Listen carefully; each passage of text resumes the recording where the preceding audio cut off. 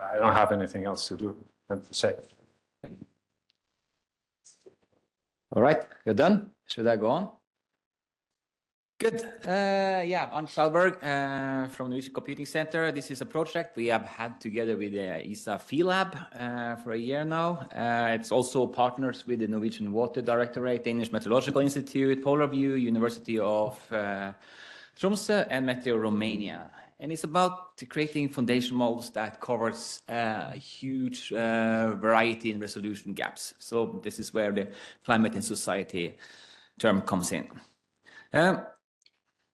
So the main objective of this project is to unleash the potential of self-supervised learning and large-scale multimodal foundation models for use in Earth observation related to climate and climate science and society applications and services. So here are the use cases that we focus in this project, which is snow mapping using Sentinel-3 mainly, sea ice prediction, Sentinel-1, detection of icebergs, vegetation drought resilience with also Sentinel-3, and flood mapping and wetland, that is mires and these mesh areas.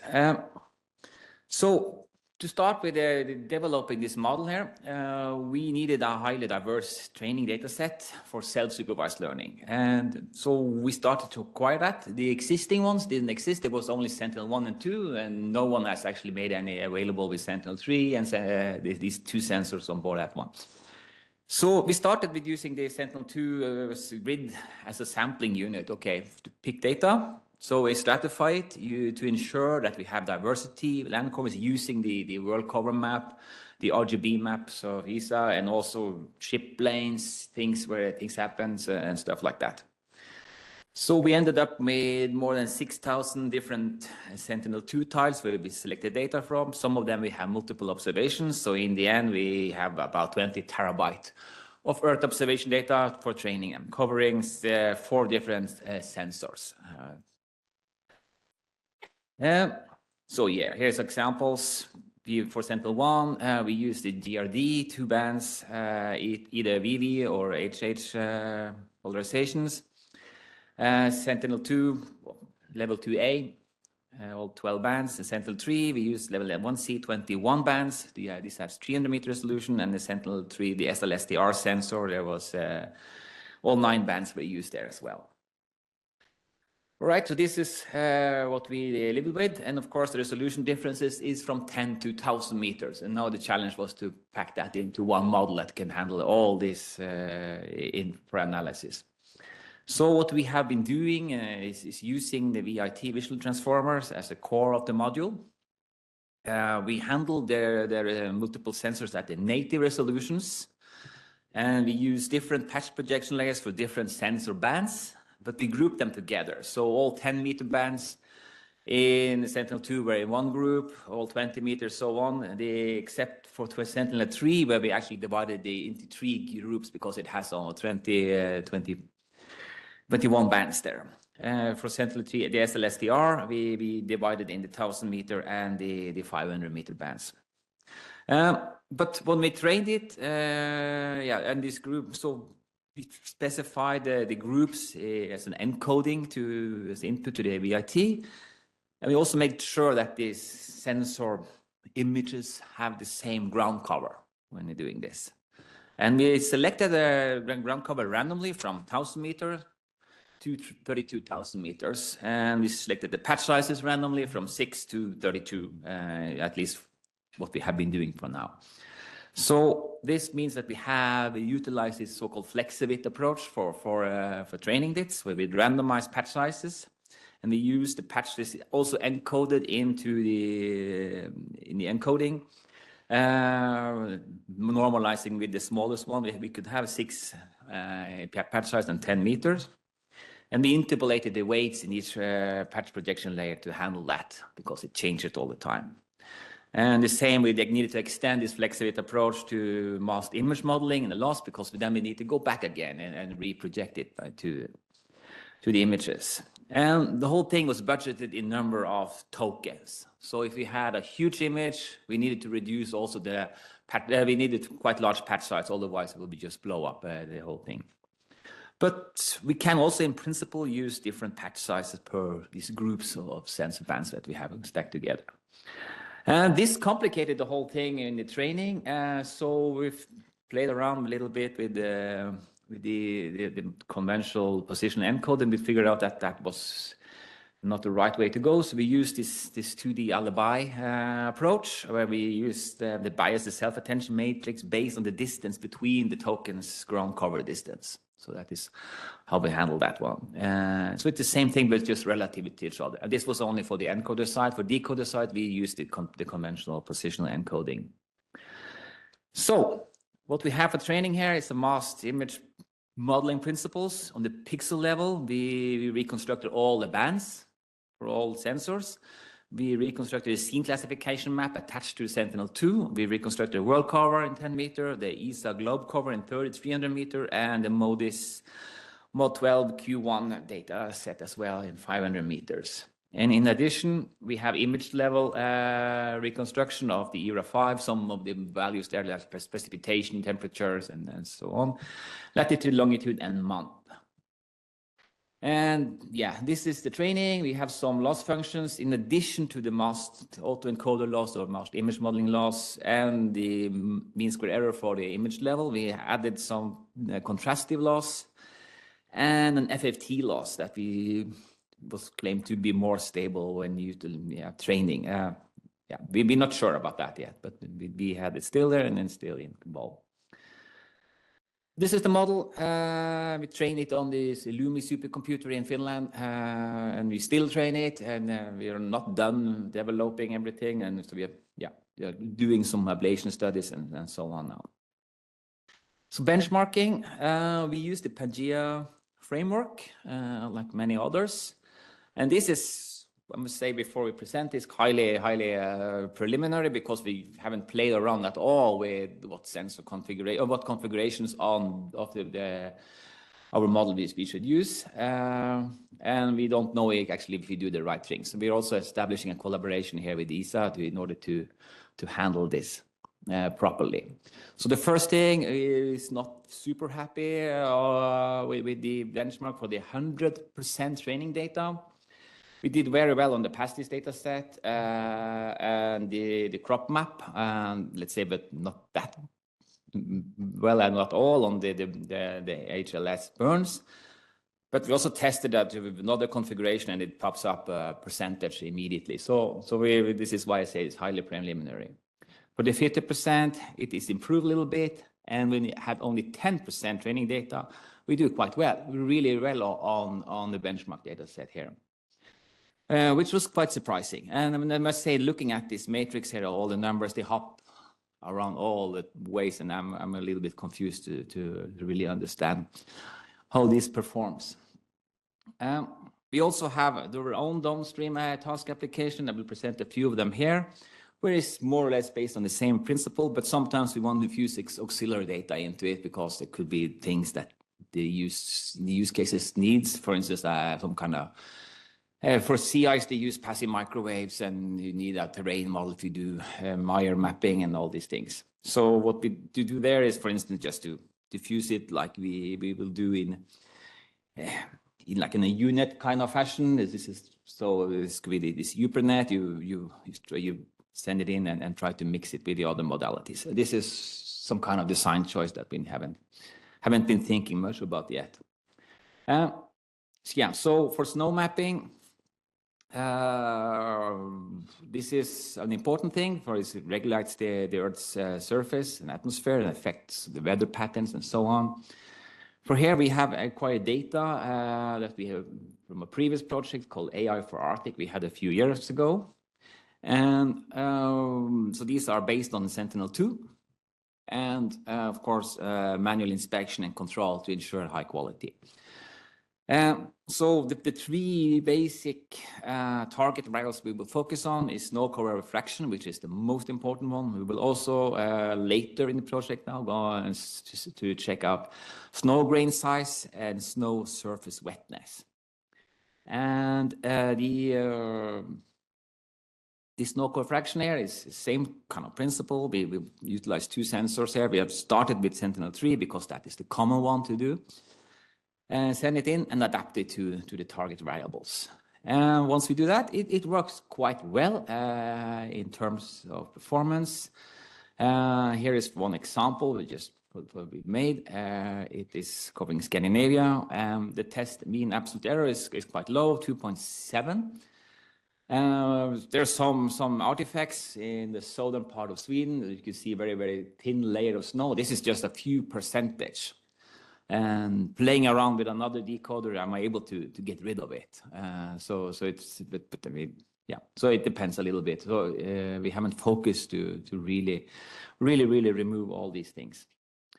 For sea ice, it's very important for the global climate system and maritime operations, of course. And what we study here is the sea ice concentration, which is the percentage of sea ice within a polygon. That is a target variable here. And so within this polygon they draw, it could be patches of high density sea ice and then patches of very little. So it's an average measure of the concentration. And the main sensor here is Sentinel-1, definitely. We also have Sentinel-3 data, but it's very hard to figure out because there are very dark in the winter times in these areas. So it's not that useful.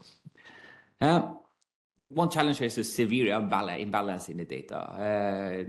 Most of them are just open water, so it's hard to get the fractional data here. So the use case here, we do the same thing. We send in Sentinel-1, but now we also fuse in the passive microwave from the AMSRS2 sensor. This is the standard way they use this data. So here are some starting results that we have achieved here using this. We have only focused on 3 classes here. If we take all the data is annotated in 11, but if we do more for now, we just see that many of them are 0. So it's just basically didn't help that much. So we need to think differently and how to solve that. But for these 3 classes here, we do quite well. You can see also the patterns here. It resembles the ground truth, which is in the middle panel here to the right, and predicted to the far right of us. It's about the average accuracy of 83%. And of course, a lot of that is water, so that's easy to predict. So I'm mostly focused in on how well do we do on the intermediate sea ice concentration classes. Yeah, it's another example about the same performance on that one as well. Good. Yeah, I think I'm on pretty much on time now. So to summarize, this model we have developed in this FM Proceeds project is one model for analyzing satellite data provided by Sentinel-1, 2, and the OLCI and SLSDR on the Sentinel-3 sensor. It supports sensor resolution from both SAR and multispectral, from a vast difference from 10 to 1,000 meters, which is quite a lot to handle. They can also analyze data from one satellite sensor or a combination of them. You choose is what's your application you have. The core is a VIT, but it's highly flexible in terms of the image sizes you want to send into it and the patch sizes you decide. So these are things that you may otherwise struggle if they have a fixed architecture for that. And we will develop 2 models, one base, which are presented in results from now, and a large version, which will be made freely open for download when quite soon. All right, thanks. Thanks very much. Thanks very much for the very insightful presentation, and also because of being perfectly on time. Yes. So yeah. Well, we have time for a few questions. Yes.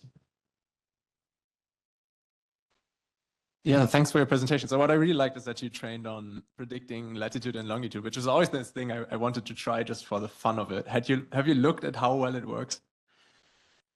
The loss decreases, and that you have seen. We haven't inspected how well it works, but this is something we will do in the benchmarking to see how well it works actually. But But in general, the impact of adding these image level features hasn't helped much on the pixel level ones. So this is something we yeah.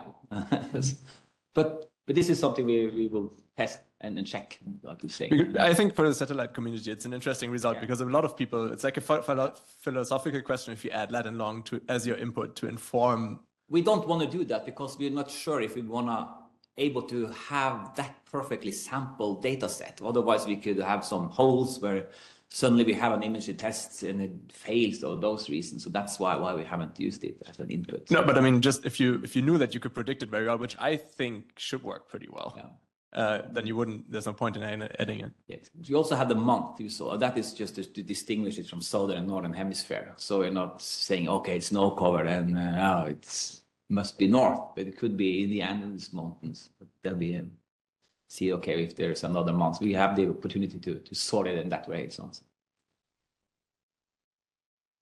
Also, just a bit of announcement for the people who are online. You can type your questions in the chat on the online, and people here will read it out for you. Okay, you hear me? This is thanks. First, really nice talk, and I think it's a really cool project. It's also a question about like sort of the inputs and targets that you used during training already. You included some land cover maps, right? Yeah. So then you do segmentation after. Do you have the feeling that maybe, or did you check if there's some sort of influence of, let's say, that your model is biased towards producing the sort of land cover that you train on already? Good question. This is something we will do an ablation study on. We are in the process of doing now. So what we saw that it increased the performance a little bit when at least when we have this 10-meter resolution map, mainly because all these benchmarks are in 10 meter. There are very few actually that exist on larger when you have lower resolution data. But this is a good question. Then we can add more. I mean, you can have see people have elevation. You can derive stuff, and so you can. Yeah, I was just thinking also, could I just have a bunch of classifiers doing it on the fly, just to create something challenging for this to focus on? So I don't know. Yeah, it could also be. Thanks. Cool. Just one more quick question over there. Yeah. Do you have any applications for the multi-resolution work? Because, you know, one thing is like cooking up something that mixes resolution. The second one is whether there's a positive or negative impact on any quantity. We haven't trained, then we need to train a model using, let's say, only Sentinel-1 and 2. Okay, so yeah, we could do that, but then it felt kind of strange to do that from 1,000 meter to 10. So that is why we worked in the net. Yeah. Yeah. Good question. We could do that. You would just have more tokens to handle, but it should, in principle, it would be hard in that matter to compare because we need to do some constraints on that side in terms of. But it's a good question. Thanks for the answers, for the presentation.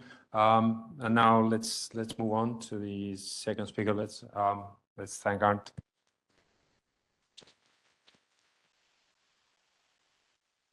Yeah, the second talk of the session will be given online, right? Yep. So it's a comprehensive evaluation of the P3 model based on first principles and physical constraints. Okay, you can start sharing. Yep, you can start sharing and presenting. Yep. Okay, yep, let me share.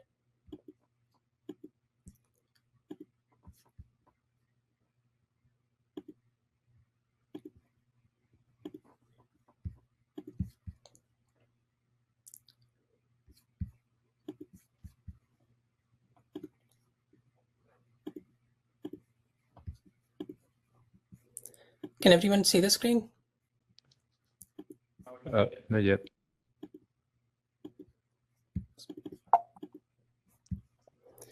Okay. It's showing some notification error. Okay, hold on.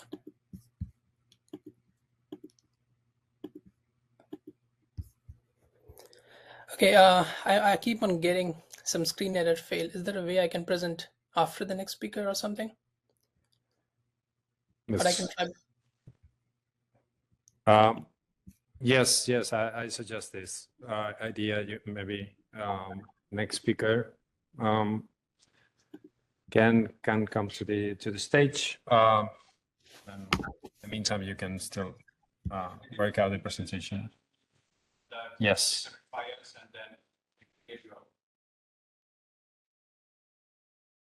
Oops, now it's frozen, I think. Okay, so let's move to the third talk. Vitus Benson coming from the BAGC Jena, right? He will be talking about foundation models for land surface dynamics. Yeah, the floor is yours. Thanks, Vitus, for coming.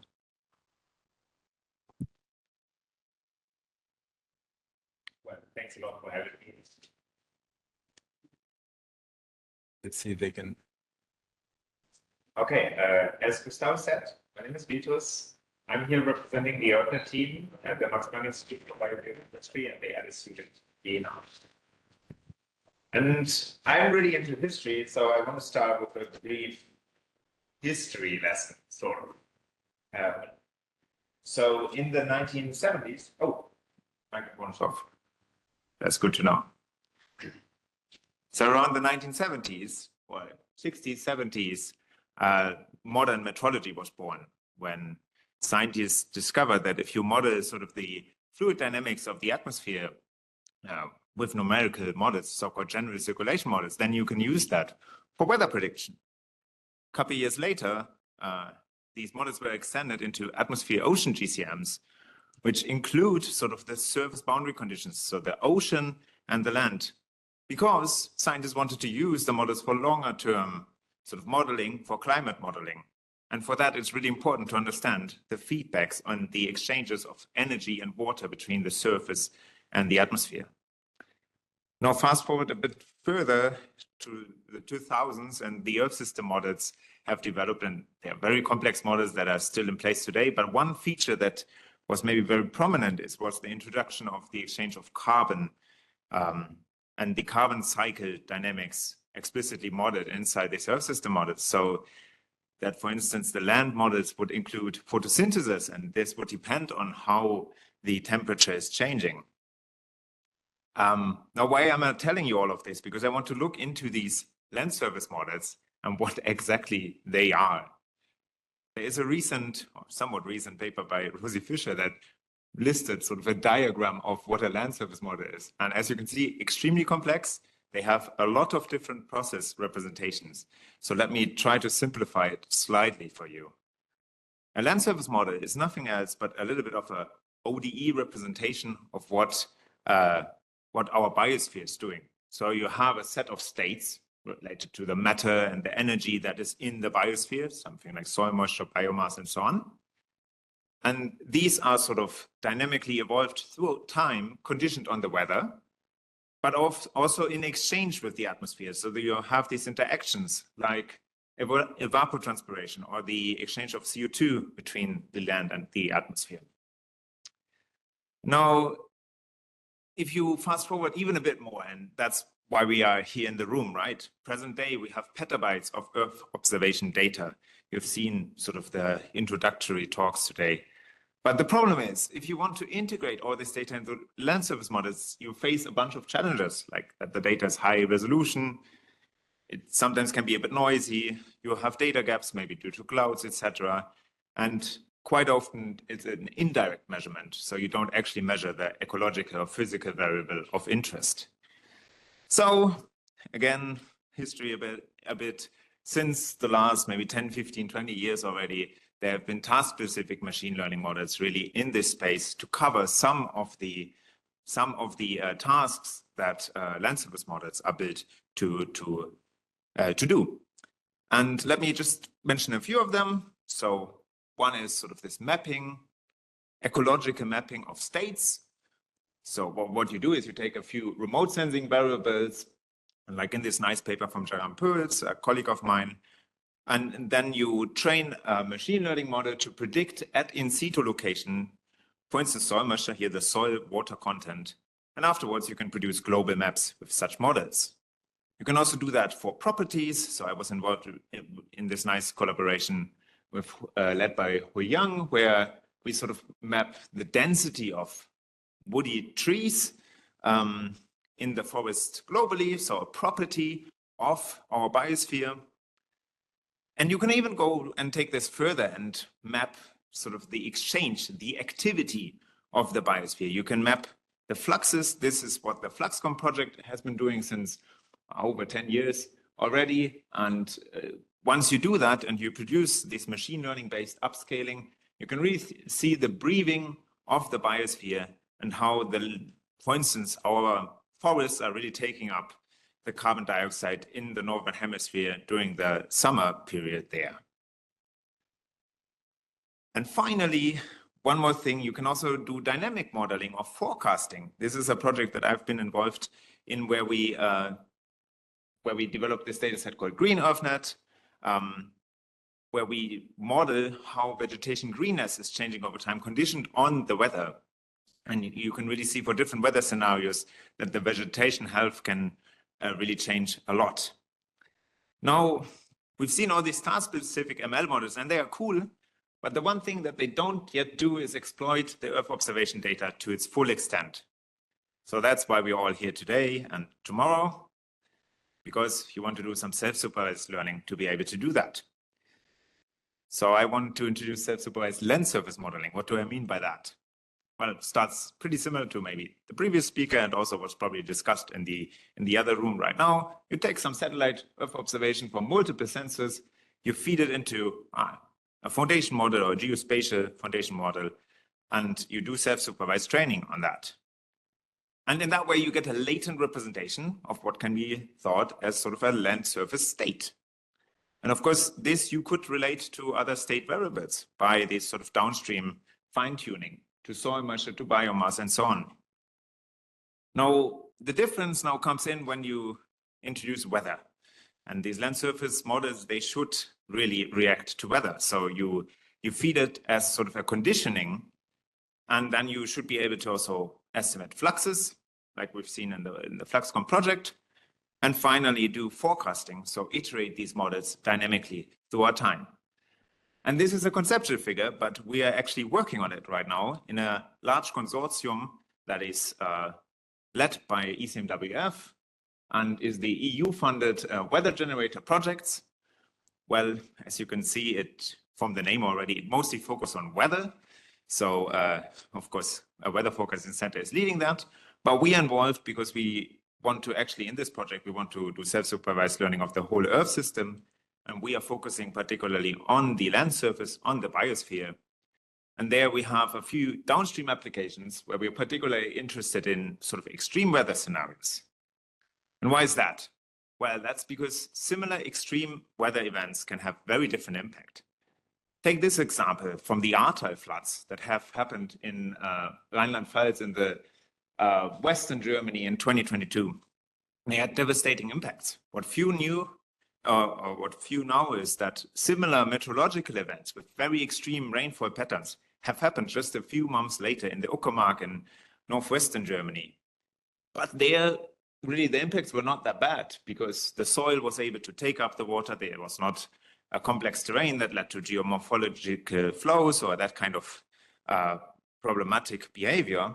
So one could say the impact is modulated by the land surface condition.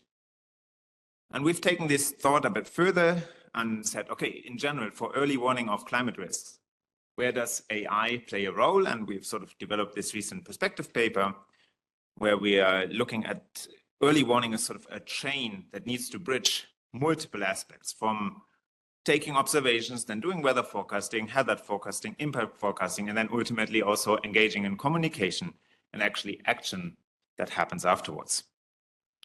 Now, broadly speaking, I would say it involves some prediction tasks and some information tasks. And you're probably aware that that's not a big problem for foundation models now, because you could say, okay, for this prediction task, we have these meteorological foundation models that are sort of focusing on the atmosphere. You also have geospatial foundation models, or what I introduced, what we're going to build in the weather generator project, these land surface foundation models, which are sort of dynamic in time. But then what's really interesting and what I really enjoyed also this morning already to see is that there is really this interest now to bring in the language. And this is a huge part where we see this going forward play an important role to sort of integrate the language to better communicate also these early warning messages. So to sum up, and I think I'm going very fast today, land surface models are the tools that we use to predict the dynamics of the biosphere states and fluxes. So the activity of the biosphere. And task-specific machine learning can already cover some of the aspects of land surface modeling, not all of it, and especially only those tasks that are a bit more diagnostic or like on shorter time ranges. We're not talking about climate change here, just to be clear. Going forward, we actually are involved in the EU project Weather Generator, where we build such self-supervised models for the land surface. And finally, one important application that I would also encourage everybody to engage in more is these impact-based early warning systems. They can have a huge impact on society in sort of mitigating the adverse effects of climate change. And if you are interested in that, we actually are going to start a new working group, AI for complex climate risk mitigation, within the Risk-Run Knowledge Action Network, which is part of Future Earth. So please, if any of this really interests you, just come talk to me after the talk. Thank you very much.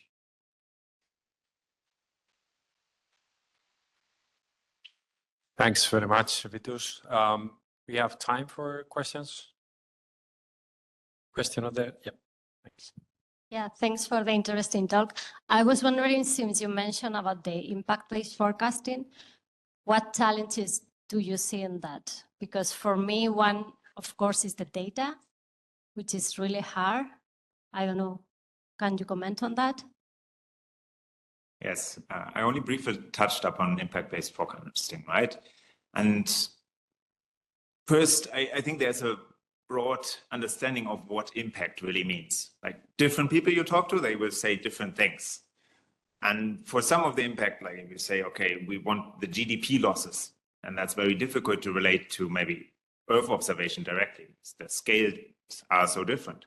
But for other impacts, for example, what we do in this vegetation forecasting is we say, well, maybe you can directly forecast how the biosphere is changing, and that already is an impact on the ecosystems. And so the challenges going forward are to sort of identify these situations where you have enough impact data to do sort of data-driven forecasting.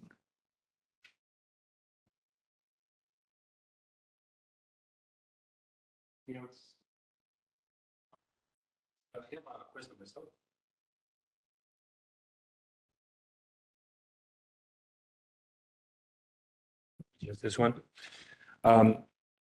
My question goes in the line of this weather condition that you were mentioning very briefly at the very beginning in the scheme. And I don't know how you are actually doing this. I mean, is it like just one more input driver, or you are conditioning latent space, or how do you do this? Yeah, of course, I didn't go into the details of what we're doing right now, right? That's why I'm asking. No, it's going to be a diffusion model conditioned on the weather. And I mean, there are multiple sort of steps to this. As you heard, the ECMWF and other partners are developing this foundation model of the atmosphere. So the question is, do you condition on physical variables, or do you condition actually on sort of latent representation of the weather? And I guess eventually we will do that, but workshop in 2 years then, I guess. Okay, thanks. Are there any questions, curiosities, remarks, whatever? Okay, thanks. Thanks, Vitus, again.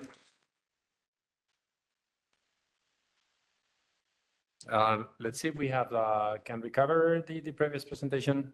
Like, Kumar, are you there?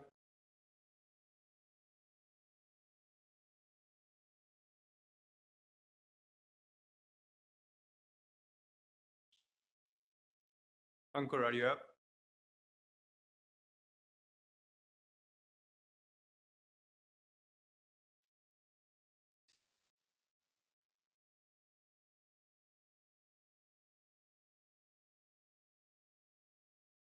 maybe IT, he is not being allowed to unmute himself.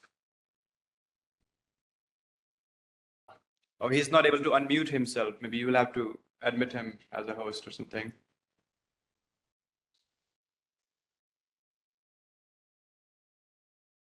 Is the second presenter, Ankur Kumar, is not able to unmute himself.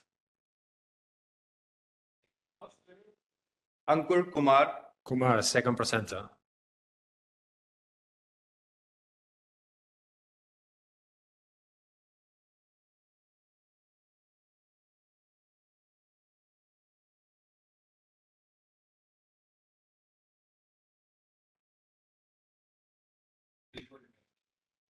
Yep.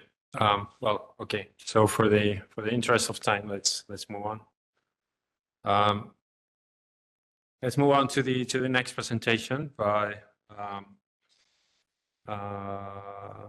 Freunschur. Sorry for the name, for the pronunciation. We'll be talking about integrating satellite observations into atmospheric AI foundation models.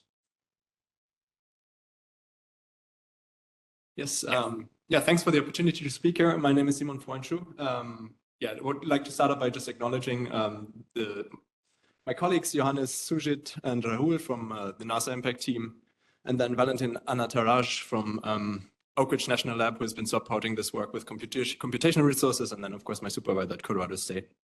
Yeah, precipitation or rain is, of course, one of the most important atmospheric variables that we're trying to forecast, just because precipitation has a huge impact on the economy, but also the potential to cause massive damages. And so within this project, kind of the research questions that we're trying to address is, first of all, using the Prithvi Weather and Climate Foundation model, can we use it to forecast precipitation? And then can we somehow leverage this model, which was trained on model data, to actually incorporate satellite observation in this way, basically fuse satellite observations with models and ultimately improve precipitation forecasts.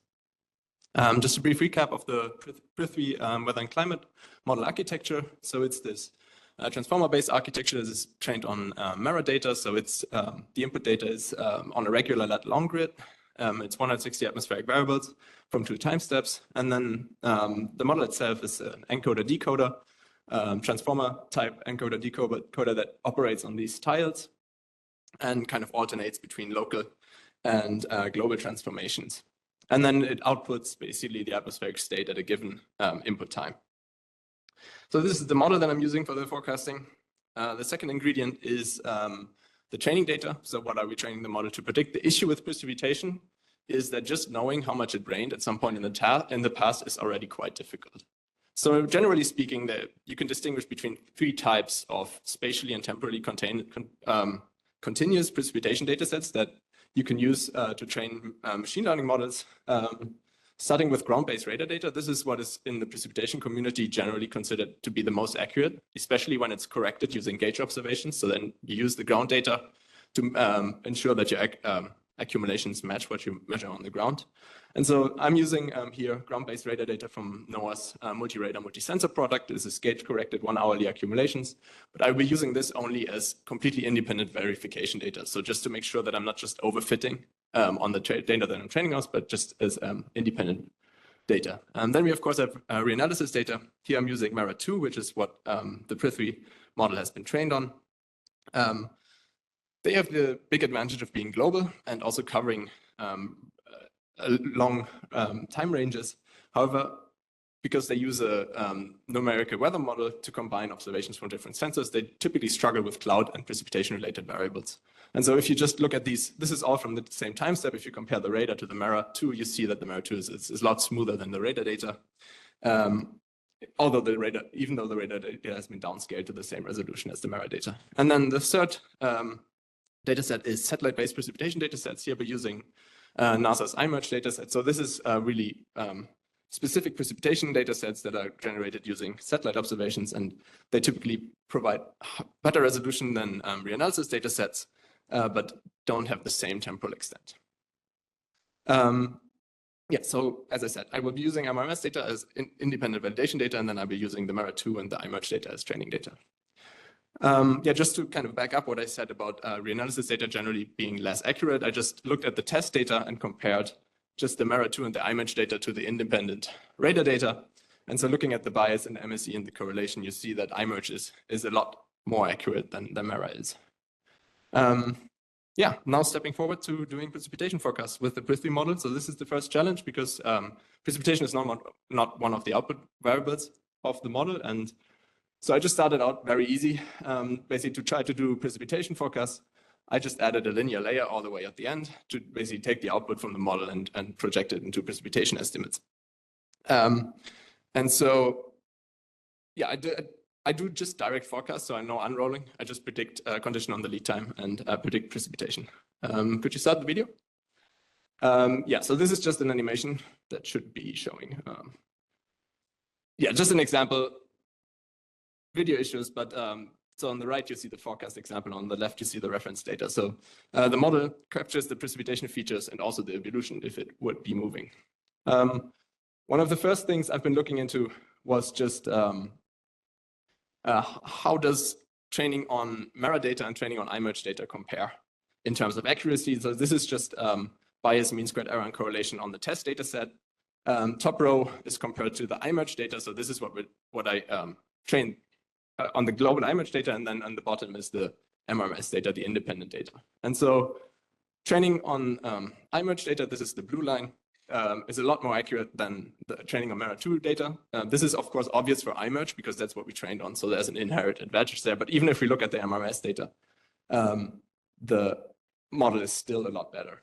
So it also, it generalizes a lot better than on the Mera 2 data. The interesting thing is what obviously happened, the Mera 2 model overfit heavily, which you can see that the forecast actually gets better with longer lead times. I do think it's because there's less noise in the data because it's generally lower resolution. So I have to go back and check that. But I mean, we expect lower accuracy just because we see the same low accuracy against the independent reference data. I did an operational verification. So to compare the forecast also against a real conventional model.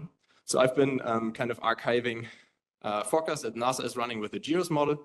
So the GEOS model is actually the model that is used inside Mera 2. So it's the most natural baseline. And so on top, again, you have the 3 error metrics compared against iMerge. So there, the model is, the Prithvi precipitation forecasts are a lot better. But it's also obvious because it has the inherent advantage of being trained on data with the same statistics. Although I have to say the test data is temporally independent. But even if we look at MRMS, the MSE is quite a lot lower, and also the linear correlation coefficient is slightly higher. So we're on par or outperform basically the operational forecasts. Yeah, so this was really the first step. No observations so far. This was just using the Mera data as input. So basically the atmospheric variables. And then the next step is to get in satellite observations. Now, there's one big challenge with satellite observations, or several big challenges, I would say.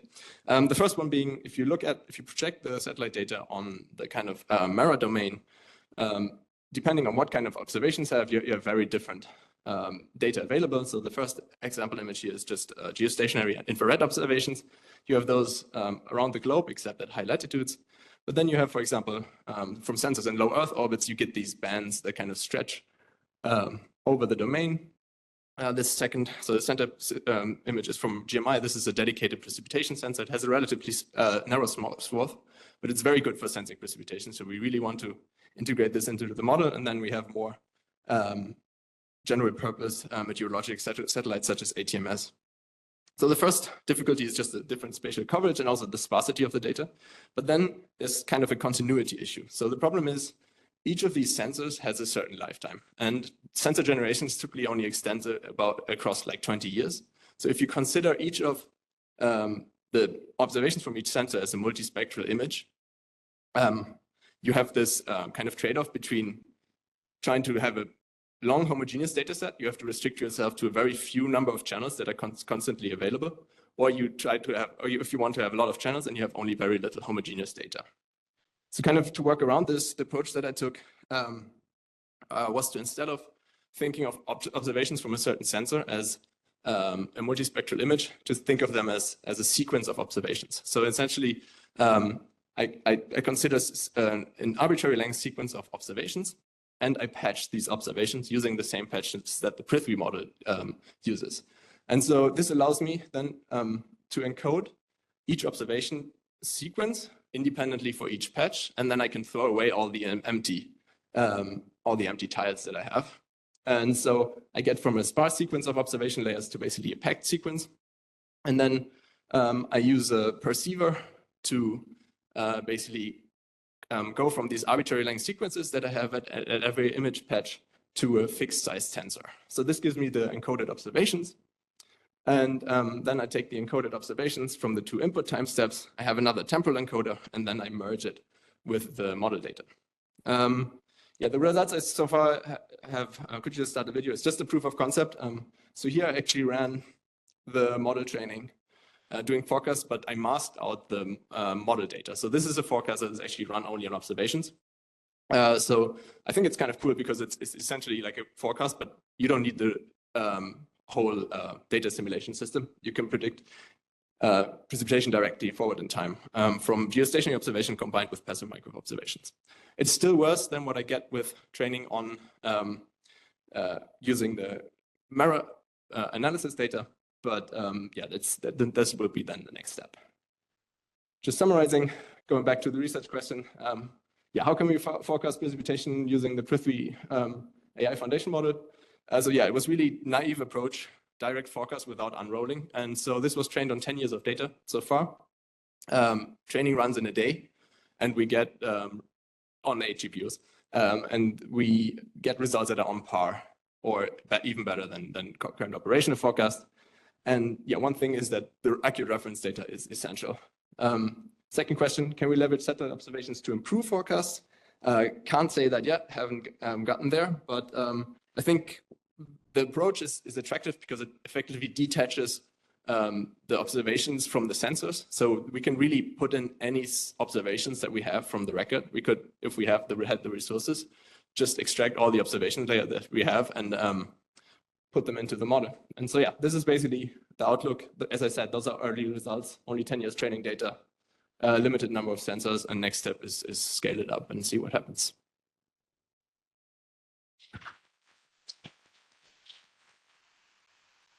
Nice, very nice. Thanks for the presentation. Any questions from the audience? Yeah.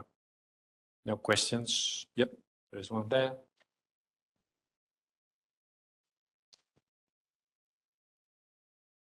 Hello, thank you for the talk. I just have a very, very quick question. You mentioned the use of different satellite data, both LEO and GEO. I was wondering whether you encountered any spatial resolution problem there, because the LEO normally are at a lower resolution than the GEO, and in my limited experience, this can cause problems.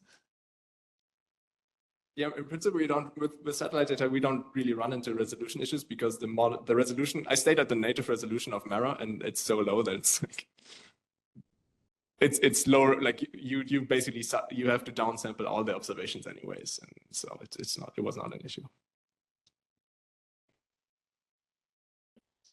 So one more. Sorry, just a small, I missed in the second approach, did you keep the Mara data as well? No. So it's just the observational data only, okay. Yeah, I use the static data that goes, the static and the temporal data. I basically just removed where you add the encoded atmospheric data, dynamic data. I just removed it and ran it only on the observations to show that like all the observation coding is working, because otherwise it's hard to tell. Fantastic. Thanks very much for the presentation and answers. Let's move on to the next speaker, Gitsu, coming from the National Observatory of Athens, and talking on geospatial aware mask autoencoders.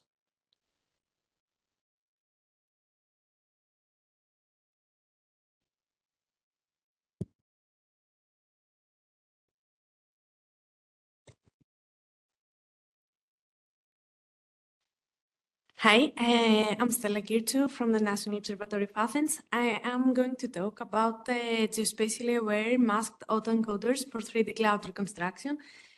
It's a work funded by ESA and started during last summer from the Front-End Development Lab.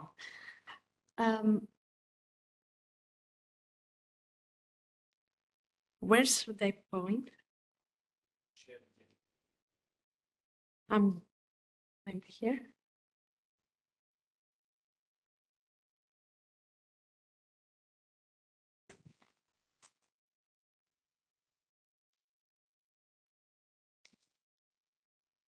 I'm trying here and here. Sorry.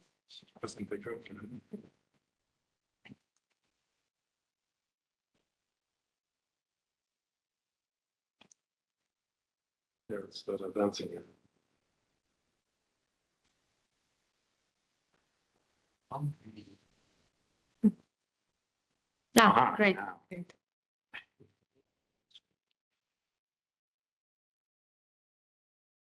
So we want to develop a model that can transform satellite imagery into 3D cloud maps. For this reason, we developed an end-to-end machine learning pipeline, starting from baseline model and moving forward to more sophisticated model and task-specific architectures. So why do we want to produce 3D cloud maps? Clouds heavily impact the climate, but they are also a major source of uncertainty. They cool the planet, but they also heat the planet by trapping radiation. So as the climate changes, so these dynamics are changing. The missing part from climate models are real-time 3D global cloud maps. If such information could be fed into the current models, then we could reduce a large portion of the uncertainties. ESA's Earth-Core mission already brings us a big step closer to achieve this by providing very detailed and valuable information on cloud coverage. However, due to the narrow strip, these measurements are available in a global scale only every 25 days. So we are exploring if we can make use of satellite imagery, 2D satellite imagery, to produce 3D cloud maps by having only a stripe of data, a stripe of labels. And we will see this in more detail. We are exploiting MSG Severi satellite images that are available every 15 minutes for the whole coverage, and also CloudSat cloud profiles from the cloud profiling radar. These two data sources are firstly geoprocessed in a common grid and a common coordinate system, and also aligned in time and space. We then crop the Severi images around the overpass of CloudSat. So you can see in the right of the screen a Severi image to the Severi image with 11 bands, and the red line is the overpass of the CloudSat satellite. And here is a more detailed illustration. And now, we have available some hundreds of gigabytes of image profile pairs for MSG and CloudSat, but we also have terabytes of unpaired images from Severi. For this reason, we are following an approach of self-supervised approach, where we will learn dynamics from the terabytes of unpaired images. And in the second step, we will perform some fine-tuning with our labeled data to predict the 3D cloud maps. The core component of self-supervised learning is mass autoencoders and SatMice, because we have satellite data, where we exploit masking to learn so the model learns to reconstruct the missing parts. In this case, we also hope that the model will learn the dynamics of clouds. And for this reason, we also experiment with multiple time steps in order also to learn the evolution of clouds in the time and in space. The second step is a fine-tuning step, where we switch our ML mode, the decoder model, with a 3D decoder, and train it with a smaller data set. The final model uses the information from the big data set, the severe data set, which have trained the encoder, but also the specialized information that are trained the decoder. We were experimented with two VIT variants that encode the severe images, and also base and small sizes and some masking ratios. We found that 75% of masking provided the best balance between efficiency and model performance. And also a big part of our work here is the custom encoding of coordinates. So we don't use the ordinary encoding for a position, but we use the latitude and longitude coordinates to have global positional encoding. And also we extend the time encoding, including also minutes and seconds, because the clouds are evolving fast. As we can see here, smaller tokens yield better losses, lower losses. And since the small and base VITs had comparable performance, we chose the smaller VIT. In this plot, we can see on the left the severe image. In the top right, the unit model, the output of the unit model, and our model's prediction and the CloudSat profile, the actual CloudSat profile, where we can see that our model, the prediction of our model is sharper, and at the right of the plot, we can see that it predicts the cores, the convective cores.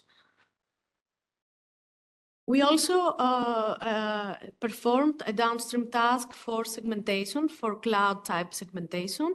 In this plot, we can see that our model finds the top level of the clouds better than the baseline, the unit one. Here are the results where the SATMI with the small VIT has the best performance results in the reflectivity task, and has similar results with MI in the segmentation task. To go further in this analysis and in our model's performance, we plot the results by location. So we can see that the unit baseline on the left, its performance degrades in difficult regions, in regions over the African continent and on the intertropical convergence zone. This looks better in the mass autoencoder model, the vanilla MAE, but it gets even better in the case of our SAT-MAE with time and custom coordinates encoding. These areas are pretty tricky to predict clouds because of the very big cloud formations, so we consider this as a very successful model. And if we dive a bit deeper, we can see that in SAT-MAE, the combination of time and coordinate encodings did this job. So if we use only time, we still get very high values of RMSE. With coordinates, this looks a lot better, but if we combine both encodings, we get the better image. About the multi-step, the time series training, we included 5 models in total. We used 3 and 5 time steps and masking spatial and temporal. So we have 5 models in total. Here we can see that 5 time steps give the best RMC and percentage error, also PSNR. And again, to gain further insight into this performance, we looked at location in our test set. So the unit baseline in the bottom right shows strong regional biases. Our models improve all our models improve against the baseline. So the plot also reflects the marginal improvements of the 5 time step model, which is in the bottom left, over all the other models, especially over the African subcontinent, where we see more orange than purple. And we are in a foundation model workshop, so we tried another downstream task, which has to do with fire detection. It's another task that we can make use of the same data, MSG severity, and it's a task that we need a continuous monitoring, and it evolves very fast in time. So we use the same setting. We baseline our custom SAT-MAE model with UNET, and we see major improvements even with the starting runs. Here are some examples of the masks produced. It's clear that the model has learned to distinct very small patterns of active fires in the whole mask and image, but it overestimates the active fires. So it's something that needs to be addressed. So to close, our models perform significantly better than the baseline. We consider that the 5 time steps version marginally better. We would like to include local weather and atmospheric conditions that may help both in all the downstream tasks, and our approach is suitable for other downstream tasks. This is our team. Thank you.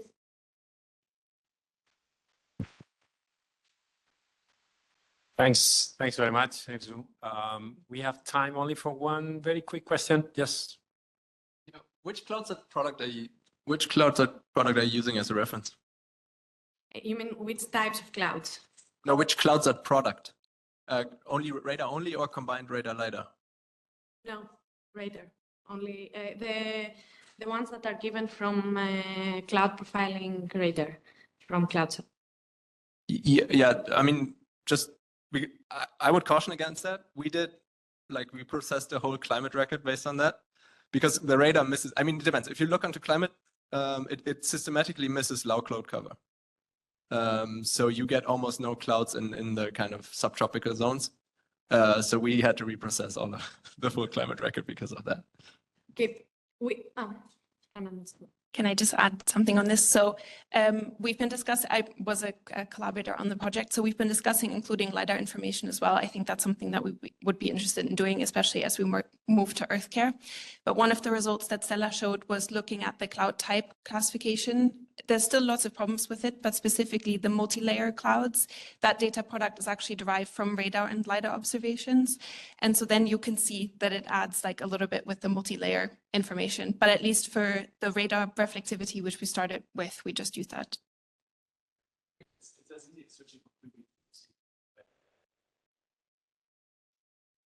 Okay.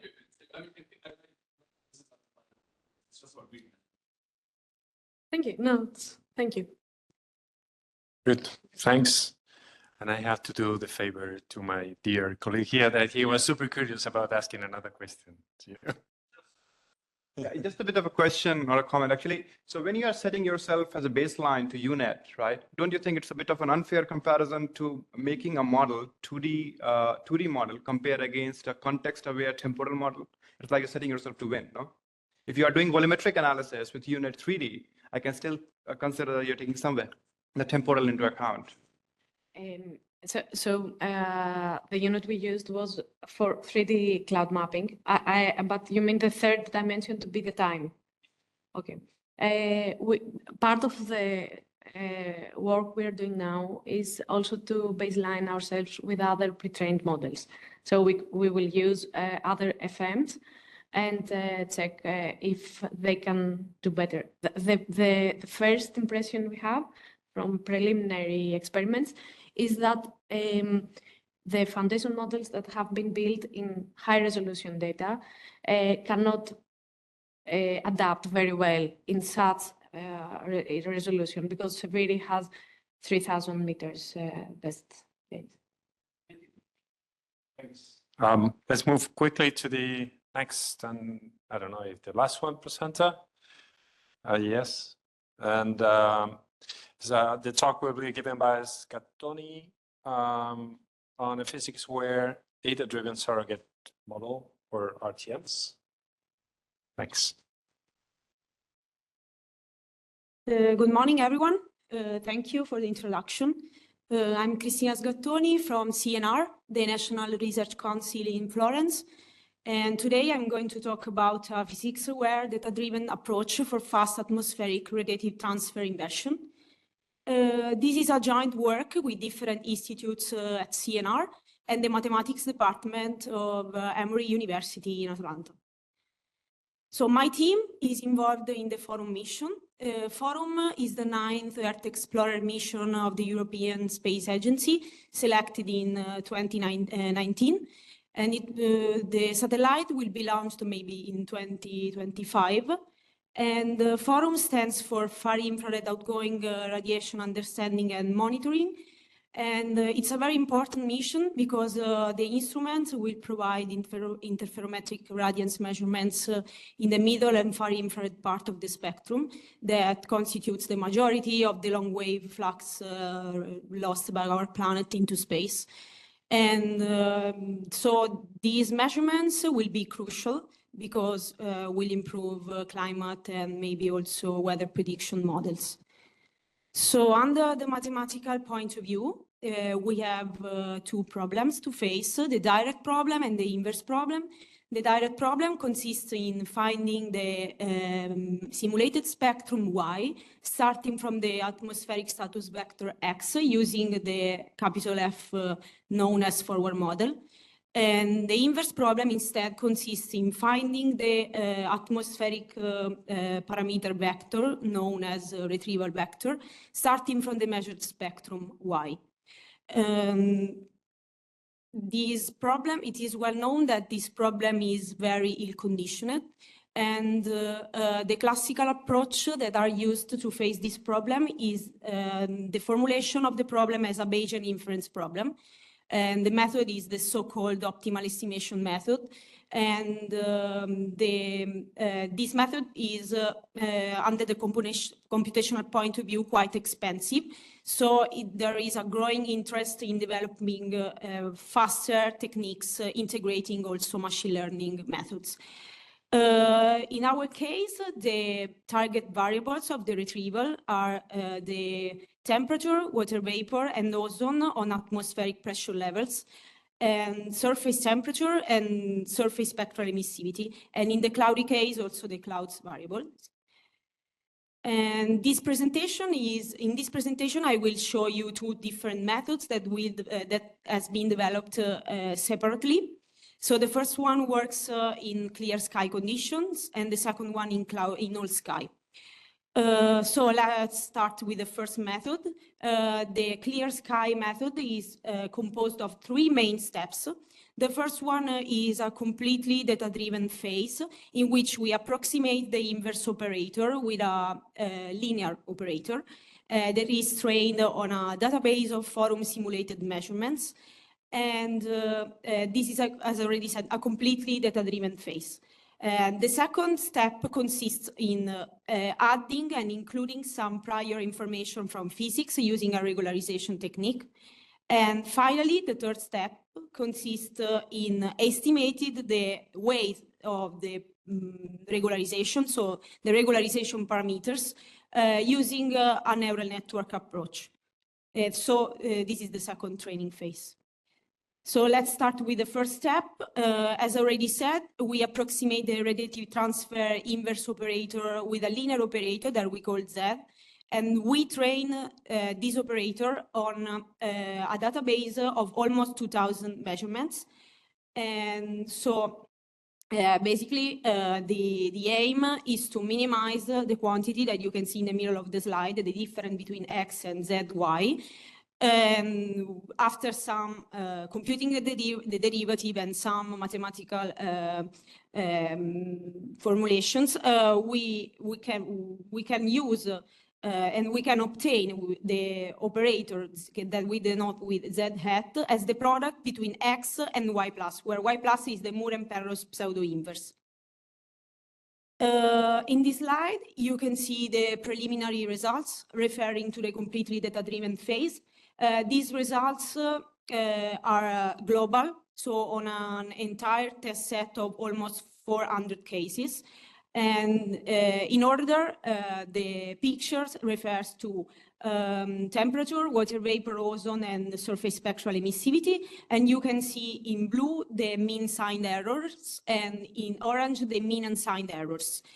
And this is a global result. So this means that the method that we are using is unbiased. But if we look at a single case in the test set, we can observe that in the results, there are some unphysical oscillations. So this is why we need to add some information from physics.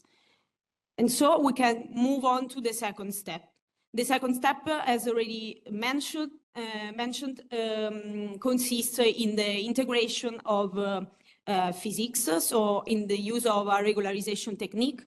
The regularization is composed of a bi-level optimization problem. So we have the inner problem in which we minimize this quantity where the first term comes from the data-driven solution of the previous step. And the second term is the regularization term. And then we solve an outer problem in which we compute the optimal regularization parameters, so the weight that we give to the regularization. So this step gives us a database of optimal pre-computed parameters to train a neural network.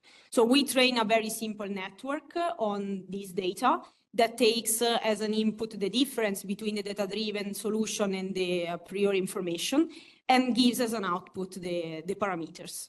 In this slide, you can see the final results of the entire chain solutions, of the entire solution scheme.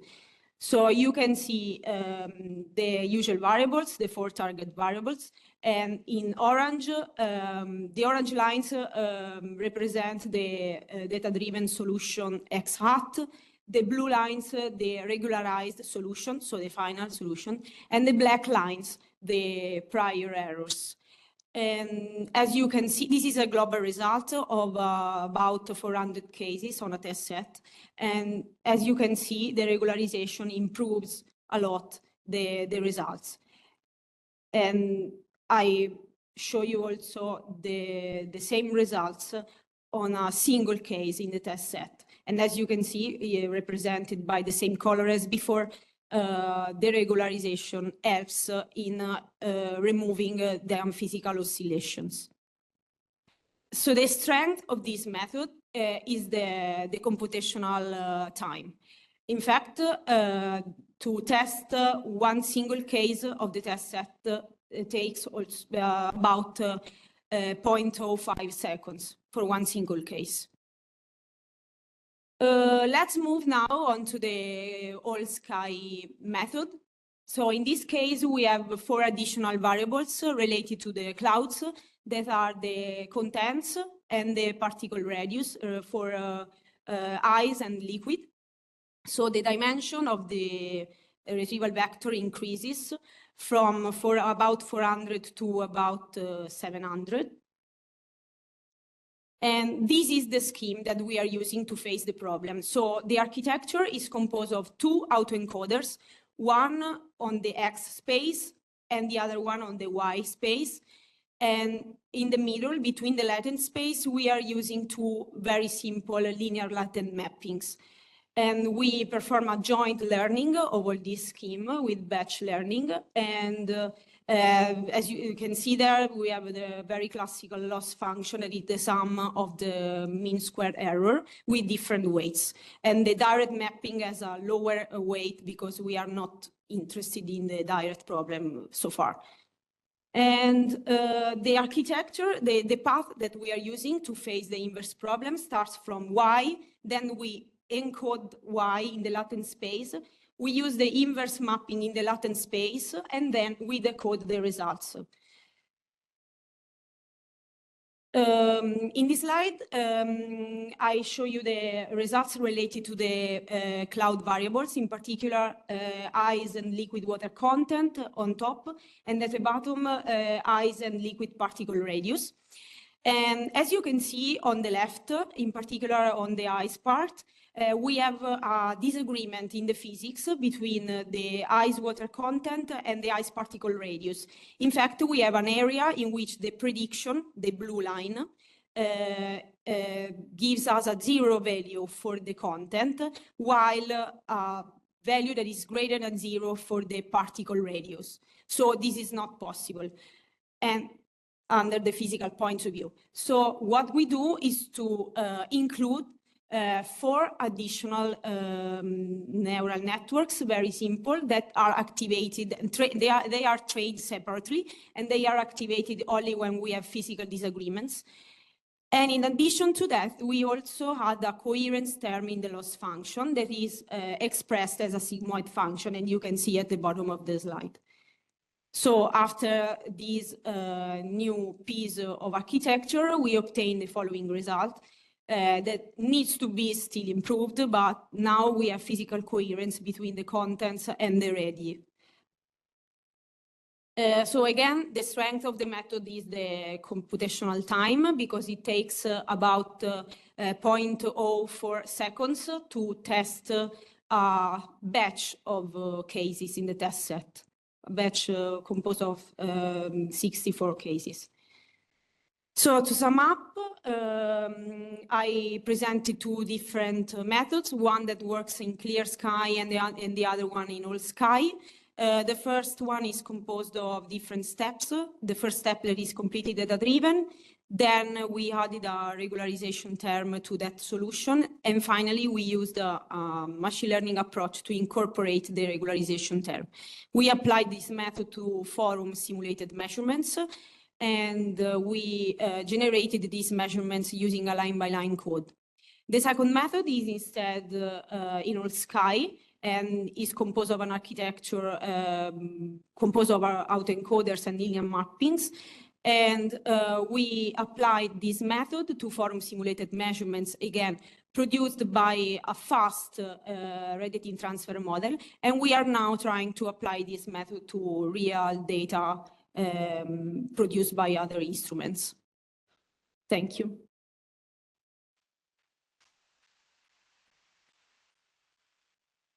Okay, thanks very much. Hope we have time for questions. Yes, it is. Yep. Thanks a lot for the talk, and this seems like a really cool mission that's coming up. I was wondering, since this is an inverse problem, it's probably ill-constrained, right? So there might very well be multiple sort of metrological parameters that fit the same retrieval. Do you account for uncertainty in any way in like your approach, or did you consider what you could maybe do? Like, do you actually want to achieve perfect prediction, or do you just want to have, like, what's the error that you aim at? We are working on that because our final aim is to include this approach in a data simulation system for weather prediction models. So I'm not so into this topic. I'm just starting to study weather prediction models. And so what I've learned so far is that we need uncertainty estimate, and we are trying to do this. And one first idea is to use like some machine learning technique to do that. Because now it's simple to account for the error because we know the real solution, because we are using simulated measurements and real data. So it's very easy to compute the error, but the challenge is to study to perform a complete uncertainty quantification. I don't know if I, okay. Thanks so much. I think that we thank you again. And let's try to connect with Kumar again. Let's see if we can make it. Otherwise, we will close the session. Okay, let me try sharing the screen. Ankur, you're up. Can you hear me? Wow. Okay, can you all hear me?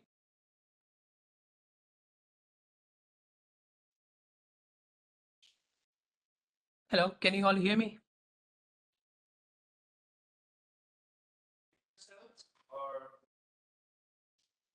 Hello, can you all hear me?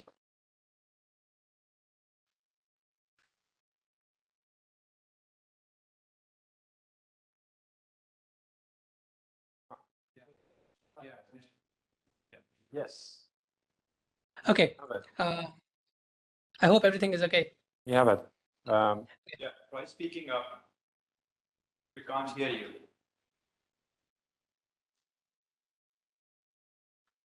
Hi, can you all hear me? yes. Okay, perfect. Finally. So hi, I'm Ankur Kumar. I'm presenting on the comprehensive evaluation of Prithvi model, process-based validation of atmospheric principles. So imagine for a moment, you are a forecaster sitting in National Weather Service, and your job is to forecast a hurricane. And you are presented two different models. The first model, A, and the model B. The model A has the prediction accuracy of 85%, and the model B has comparatively lesser prediction accuracy.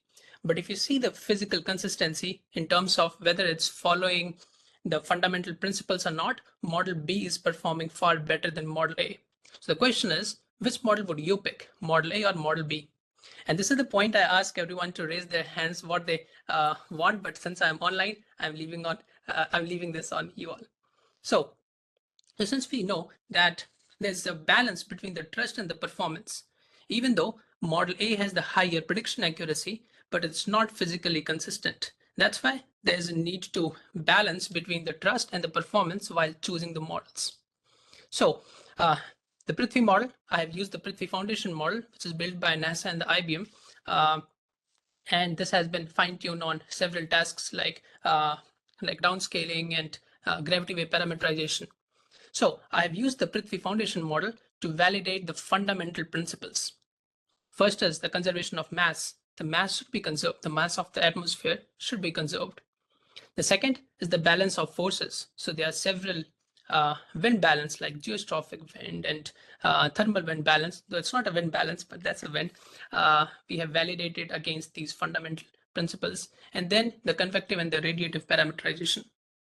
So let's deep dive into each one of them. So the first is conservation of mass. As I mentioned, the mass of the dry atmosphere should remain nearly constant with a little bit of variation, of course, because of condensation, evaporation, precipitation, and everything. So this is, we have ran our Prithvi model for 10 days forecast. And the black line that you're seeing from the MERA and the blue one is from the Prithvi model, WXFM. And you see like the mass of the atmosphere is pretty consistent with the MERA mass. But don't get carried away with this one plot because this is just like one ensemble member. This is the another one where you start seeing the model starts deviating after 5 or 6 days of forecast. So just to accumulate all the ensemble members, we have, yeah, here we go. We have accumulated all our ensemble members and plotted the mean. So in the animation, if you see the black line, which is like almost close to 0 for the 10 days forecast with a little bit of variation, of course. This shows that the model, of course, conserve the mass at least for the 7 or 8 days, and then it starts deviating a little bit. Moving to the wind balance. this is the geostrophic wind balance. For those who are not from the atmospheric science background, this wind is like kind of a, this is not a proper wind. This is a kind of a theoretical wind, which is resulting from the balance between the Coriolis force and the pressure gradient force. And basically, if you have a balance in the Coriolis and the pressure gradient, it will flow parallel to the isobars. Of course, this is important because it really approximates the real wind above the boundary layer. So we have calculated the geostrophic wind UG and the VG. We are seeing on the screen the equations. And then we have calculated the geostrophic component, the deviation from the geostrophic wind balance. So this is what we are seeing as the UAG and the VAG component, the zonal and the meridional deviation from the geostrophic wind. And you see like the correlation of like greater than 0.94 or 0.95 for the 6-hour forecast. The similar validation we did for the 5-day into the forecast. And you start seeing the correlation start decreasing from 0.94 to 0.91. And even the RMSE has increased from almost 2 to like 2.4 or 2.5. This means that, of course, our Prithvi foundation model is in the geostrophic balance, especially in the mid latitudes and the mid vertical level.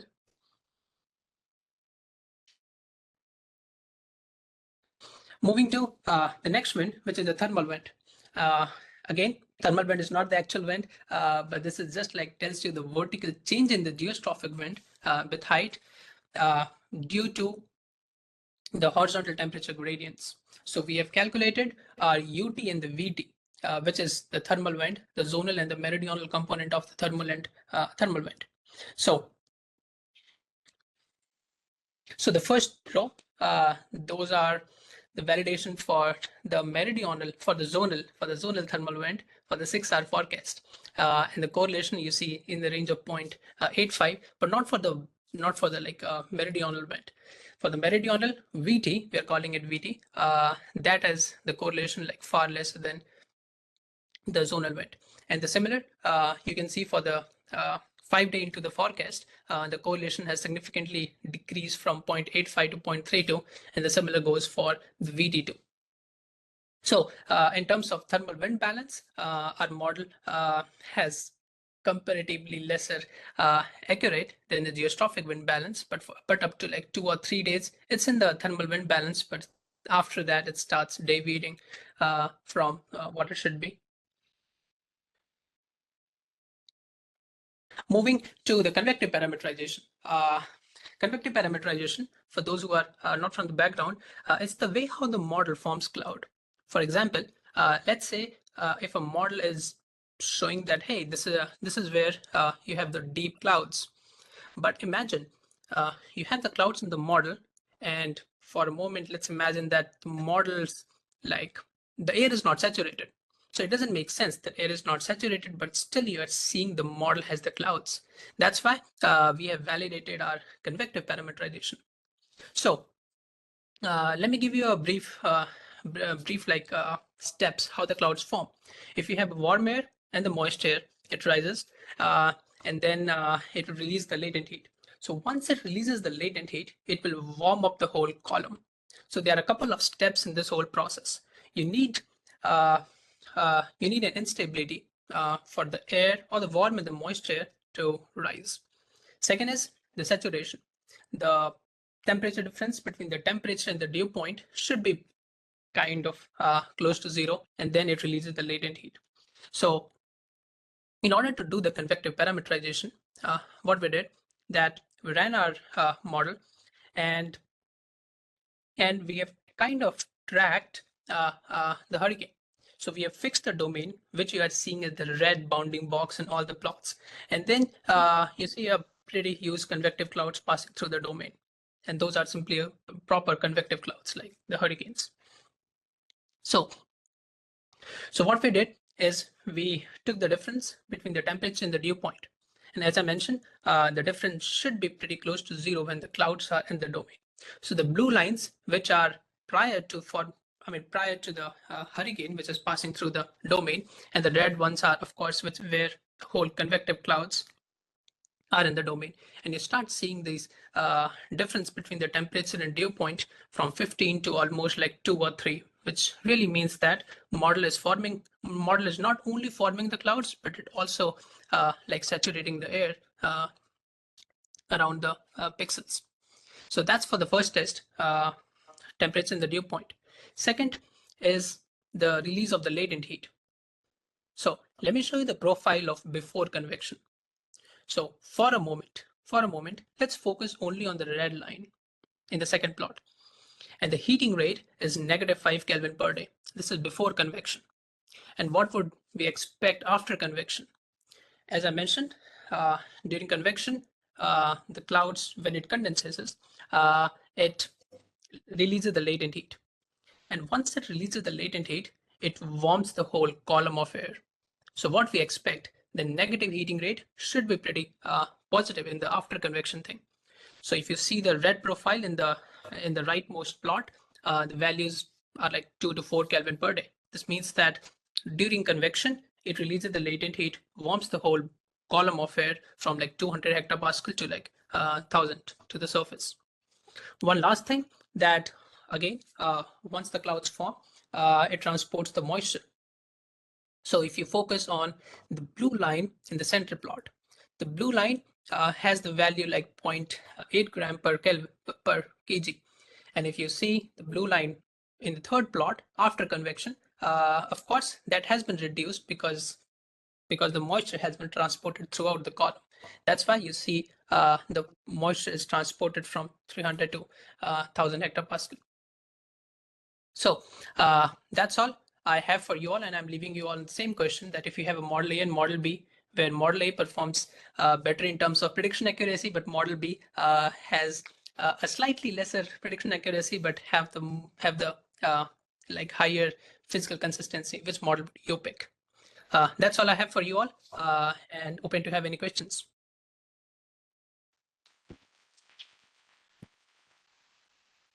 Thanks very much, Kumar. Any questions from the audience here? Any question in the chat? Oh, there is one. No, just a reply to your question, which model do you pick? Are you sure there is always this contradiction between the two factors, and it's not just, you know, that the models that are very good at predicting are also very physically consistent? Yes, I mean, like in the model A and model B are the hypothetical models, but we have seen in the like several different models that like when we are comparing against different foundation models or even a standalone models or even a forecasting model, two models have like one or another higher accuracy, but we should not just only depend on the forecasting accuracy. We should also take into account of how well it follows the fundamental principles. So model A and model B, that example is just the hypothetical one, but that is just the heads up to like the way how we are validating these models. We should not just stop ourselves in just comparing the forecasting accuracy, but we also have to take a look into these fundamental principles.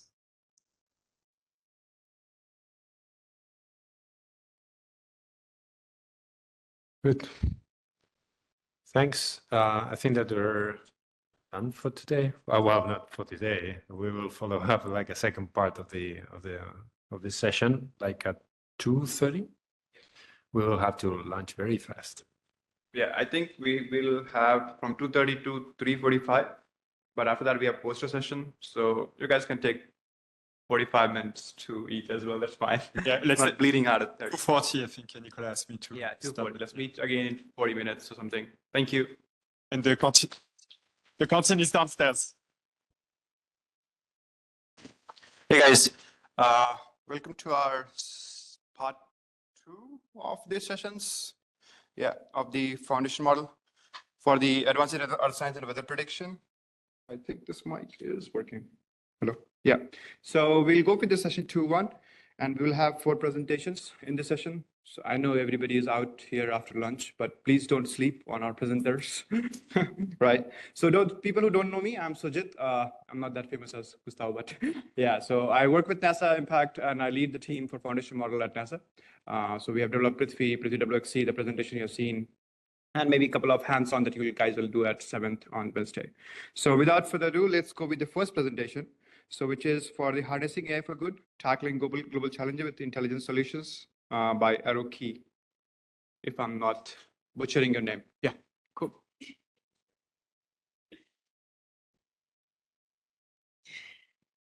Thank you, everybody. My name is Rossella Arcucci. I'm an academic at Imperial College London. I'm also an elected member of the World Meteorological Organization, the DAY1 group, which is Data Assimilation and Observing Systems group. And actually now, essentially this month, I've been appointed as visiting professor at ESA-ESRIN lab. Today I'm going to talk about general models, AI models that we apply in the context of AI for good. I'm a mathematician, but I will avoid any math in this presentation, especially we are just right after lunch. It's good to, keep it high level. And in case you have any question and you want to discuss deep in the details of the models, I'm more than happy to have conversations right after. So the main motivation behind this part of my work, I've been working on lots of different applications, real-world applications. The key point is that we are putting lots of effort in the development of AI tools in general, not only large language models, but also agent-based more models. The key point is that, as academic and as a mathematician, we could potentially work on any type of application. But on the other side, we see what's going on in terms of loss because of the climate change, their impact. So this is the reason why all my research is moving in the direction of using these powerful AI tools for good. So trying to support somehow the humanity. When I say AI for good, I will specifically mention climate mitigation. So I'll say something about what we do in terms of emissions and green energies. And then there is, in the meantime, something which is still there. Even if we work on reducing emissions or we work on increasing the number of renewable energies, there is still this aspect of natural hazards coming. So this is the other key point. So renewable energies, one of the key points is that when you want to develop new facilities, you need to build your digital twins. So nowadays, all the companies are building digital twins of their facilities before deploying. The key point was that collecting data for some types of digital twins can be really challenging. So our question was, as we are in the era of generative AI, can we generate data instead of only collecting data? And if yes, can we then generate data that have an actual 3D physics meaning? So not only look realistic, it's not only like when you write a text and you say, okay, it looks real, or you create an image and it looks real, but the key question was check if this data has an actual physics meaning behind. And so this is what we have done in the context of waves energy converters. As you can see on the bottom, there are some checks that we do in terms of relationship among velocity and viscosity. As I said, I'll not go deep in the details of all these. What is happening behind, I'm happy to discuss that further, is that generative models, in particular variational autoencoders that we use in this publication, is essentially filling the gaps in the data distribution. So it's creating scenarios where you didn't have data for that. So from the renewable energy to trying to reduce then do something to support companies who want to reduce emissions. This is in the context of the Sustainable Development Goals. One of the key points is that we have lots of satellites with a very high granularity, so you can see people walking on the street with some. But when you talk about emissions, you know more than me, as you are coming from the operational, the resolution is very high, is very low, sorry. So essentially, you don't have enough granularity to see what's going on in terms of emission sources. So we are developing some tools based on super resolution. Super resolution is a machine learning technology, which is essentially increasing the resolution of your data set. So we have done that to increase the resolution of XCO2 data, and we deploy the data set, which is freely available. If you will scan this QR code, you can download it at a 3-kilometer resolution. So, of course, even if this data can come with better resolution or etc., there are still some other issues that you have when you want to use this data. One of the key points is the denoising of the data, so trying to reduce the noise. So also in this case, we use very similar technologies, but based on still autoencoders, but for denoising the data. And we apply that in this example to hyperspectral cameras that we have on satellites orbit around Mars. The reason why we are doing that is not for denoising the data itself. All the pre-process that we do on data is never to just improve the quality as it is, but because this, in this case, helps us having a better results for the classification when we work on the classification of the minerals present on Mars. So, as I was saying, while we are working on these improving data, denoising data, increasing the resolution, and trying to support with the climate mitigation, there is still an aspect which is not climate mitigation, but is climate impact and adaptation. So natural hazards are still like more than hot topic nowadays. So we work mainly on wildfires and floods. The reason why, from the computational perspective, we are interested in wildfires and floods is that they are very different. So wildfires are almost unpredictable. Yeah, you have risk maps, but you cannot actually predict a wildfire happening before it starts. For floods, it's the other way around. You can have some information about the floods, if it's coming or not, and mitigate that. So the difference is that with wildfires, then you want to be very strong right after the ignition point. You want to be sure that you can simulate what's going on after. I'll tell you more over the next slides. With floods instead, you want to be sure that you can predict and stop that or prevent the disaster before happening. So in the context of wildfires, I've been hearing a lot today in the other sessions also about multimodal learning, so trying to merge different sources of information. One of the key points for us with wildfires is that by the time a satellite is passing, for example, MODIS, then collecting data, sending that to the Earth, and then us being able to analyze the data, you have a time lag of 3 to 6 hours that sometimes is too much. So this is a work that I do in the context of the Level Room Center for Wildfires. They try to be operational on that. So on the other side, there are data there just, around that people sometimes don't think how to use that, but they can be very powerful, which is social media data. You use social media, right? Yes. I can see from your face, you all use social media. So not sure you know, but you can use social media for good, because even if you are not completely aware of that, but when you accept all the conditions on the social media platform, saying, yes, yes, yes, just, give me access, let me play with that. So essentially, you are also saying that they can take your geolocation. What is good for us is that then we can stream all these data, download, check, quality check, see if there is an actual person behind the account and stuff like that. And then after that, then with the geolocation, go back to the ignition point. We have quite a few test cases. I'm showing you here now the case of the chimney wildfires in California.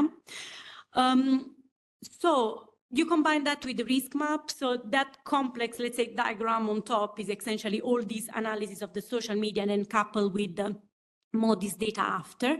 So you have the ignition point, and from that moment, then you can use deep learning models trained on machine learning, on satellite data to simulate what's going on in terms of propagation. One of the main reasons why you want to understand that is because in the context of some collaborations with some companies in Canada, essentially what happens in reality when they have to place fire barriers is that an expert of wildfire is saying, we should fly here or we should fly there. Yeah, they have software to support that, but they are so slow. So on the other side, we were, checking that machine learning models can be very powerful, very fast. However, in the previous session, somebody was talking about the point that machine learning models for wildfires usually need other data, landscape, weather data, et cetera, et cetera. So what happens when you don't have trained your model on all possible landscapes, on all possible weather data? Also, in this case, generative AI comes to help and fill the gaps where you don't have enough previous information. This can be done also on a global scale. This is something that we do with the Meteorological Office in the UK, where they have like physics-based model called Jules Inferno. We replicate Jules Inferno using deep learning. So moving from one natural hazard to the other, the title of this slide is The Power of Multidisciplinary Groups. The reason why I'm saying that is because I know zero about floods, zero about rivers. What I just know is that there are some hydrologists calling me and saying, oh, maybe we can use your technologies to try to predict floods, because there are some limitations with the technologies that are available at the moment. Some are very good with big floods, but some are very unstable and unreliable with small rivers that sometimes are the one that causing huge consequences after. So then we tried to work together on some AI technologies for floods, and then we tested what happens to see if we can actually use this type of technologies. These are based on not only machine learning, but also something called data assimilation. If you're not familiar with data assimilation, it's essentially a model that you can use to ingest new information as soon as these come available in your system. So this is what we do. We have the pre-training on the model, and then we ingest information from the river discharge as soon as they come available. As you can see in the image, there are some floods that EFAS, for example, which is the model used in Europe, cannot predict, and the AI model, yes. Just to finish, as there is the academic side of me, always thinking to future generations, if there is any of you starting now playing with these technologies or coming from a different background, they want to start working on this type of technologies, we just published this paper, Facing and Mitigating Challenges when Working with Real-World Data. And essentially, it's a sort of instruction when you start. Just ending, this is not about me, it's about my group. This slide should be updated. There are 3 postdocs joining by the end of summer. But these people are the one actually working hard on all these technologies. We are happy to share. So if you want to, there is lots of materials. I think the slides will be deployed after. So you can scan these QR codes. And finally, if you're happy to collaborate on any of the real world applications you're focusing on, we are more than happy to be there for supporting. And thank you.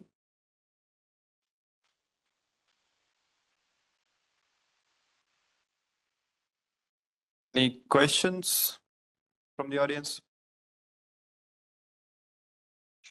Hi there. That's exactly what I'm studying and trying to do is using real world application. And I'm wondering for remote communities, how does that differ? What are some challenges that you've run into? Because you can use social media certainly for that, but in remote places it's going to be a little bit more complicated to have access to Wi-Fi, for example, or network in general. So the question is how to have access to the data, or? I mean, how does that accessibility challenge? Right. So there is an unofficial answer that I am like saying and not saying, which is money.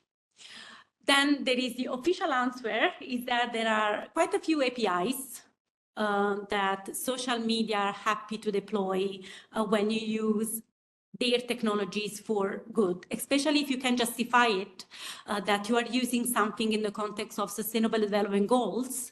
They are more than keen to help you doing that because it's also coming back to them in terms of impact for the ESG, on the ESG.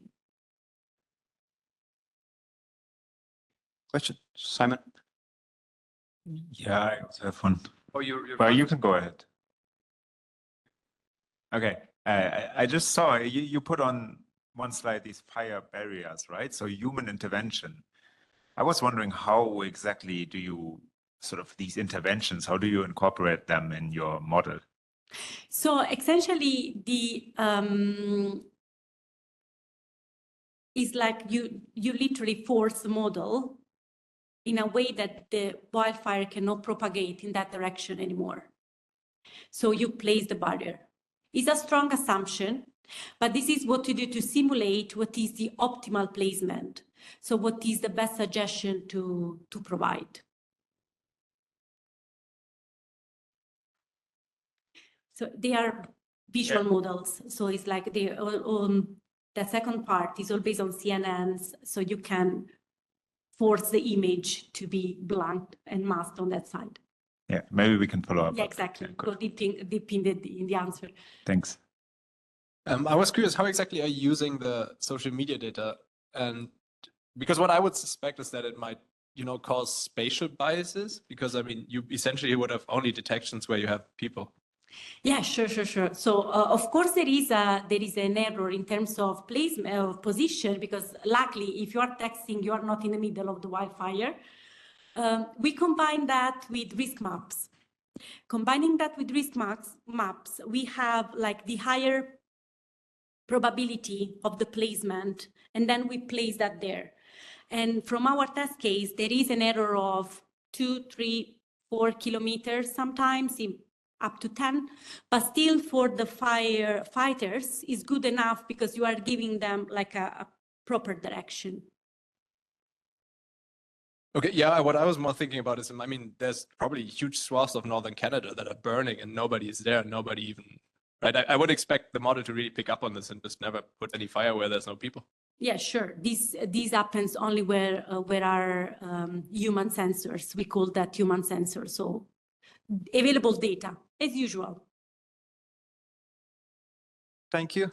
One question from me. So in a super resolution task, how do you take care of low resolution Nyquist frequency, or how do you put an, a barrier towards the high frequency falsification? The falsification? For high frequency when you're doing the super resolution? I'm not sure I understood well the question.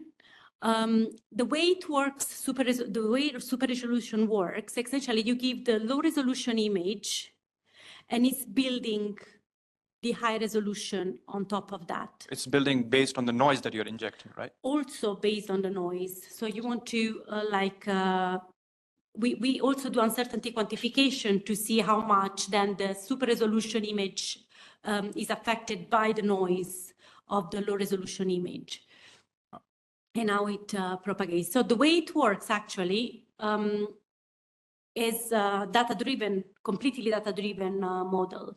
We train that on other data because the problem with emissions is that you don't have high resolution data and low resolution data that you can use to train the model. So we use that with other data with similar distribution, for example, temperature data, where we have low and high resolution. And then we transfer learning, the technology, to the emission data. I see. But you can always calculate the variance of the noise now. We can always calculate the variance of noise that is on the super resolution should be minimum close to the variance of the noise that has present in the data. Yeah, actually, you can see also from the paper that the super resolution is reducing the noise, is acting as a denoiser.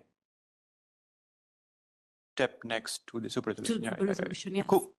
So any more questions? Perfect. Thank you then. Appreciate it. Thank you very much.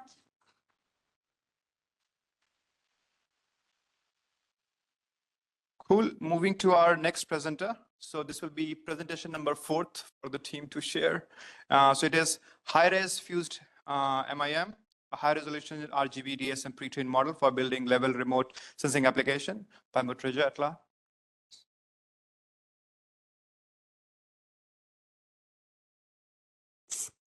Hi, good afternoon, everyone.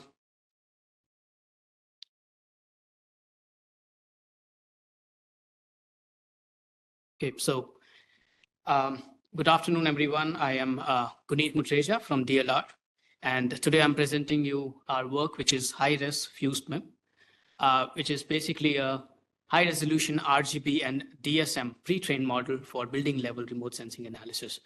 And there's a big reason why I've called it a pre-trained, not foundational model. There's a story behind it. I will like to share with you later on. But thank you for attending the talk, and I'm excited to share this work at this presentation today.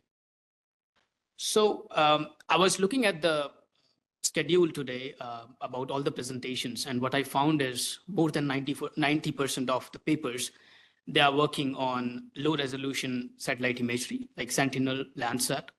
I'm not doubting the use cases there. I mean, most of us have been seeing the powerful use cases that they are solving. But the story is same that existing foundational models do not consider high resolution imagery till now. There are only few available in the market. So buildings are crucial specifically for many Earth observation applications, so as the low resolution imagery too. So if we have the buildings data, we can do the urban planning, digital twins, and disaster response in a better way. And today, we struggle with the foundational models, which are very powerful, but for detailed building level analysis, we need much high resolution imagery, which is not available. So this one is a baby step wherein we took a smaller data set of DSMs, which are digital surface models, and the RGB aerial imagery at a resolution of 0.2 to 0.5 meters to do the building level analysis here. Our goal basically is to bridge the gap with the high resolution multi-model foundational models. So key contributions are the following. We actually curated as the first set of 368,000 paired RGB and DSM imagery together, including places like Germany, Switzerland, where this imagery is quite available. We have a dual encoder based on SIMM architecture for multi-model pre-training. And then we achieved strong performance on building related tasks, especially related to segmentation and detection. High-res fused MIM use dual encoder design, and that's on purpose, basically. There are separate swing transformers that process RGB, which is 3-band imagery, as well as DSM, which is a single channel imagery. And they do process them independently. Later on, we concatenate the features learned by them, and then we have separate decoders that works on reconstruction of those. It's important to note that the decoders are super lightweight. They are basically they are responsible for the reconstruction for the patches. The model is trained with multi-objective loss. Primarily, there is this L1 loss, which is the reconstruction loss that is getting used by the decoders for RGB and DSM reconstruction. And we also have one contrastive loss, which is info-NCE, which is fused between the two encoder outputs so as to fuse them together. We use empirical weights, which is 95% goes to the reconstruction of both these modalities, and 5% goes to the contrastive loss to balance these objectives. So let's have a look at the output of our pre-training. So if you see on the very first column is the ground truth of the RGB, of high resolution RGB image. The second column represents the reconstruction that we could achieve. The third column and the fourth column are the ground truth and the reconstructions for DSMs that we provided. And it's important to note here that our model could accurately or very precisely get the detailed shapes and the dimensions of the buildings, giving us a visual impression that the model has learned well and it will perform better on the downstream tasks. We performed ablation studies basically to show the value of DSM. So comparing the performance on the data sets with both the modalities, especially we are limited to the kind of data sets available. So two of those are basically Magellan and Geo and RW. And if you see, initializing with our high-res fused MIM RGB encoder, it improved over the ImageNet baseline and also the random one.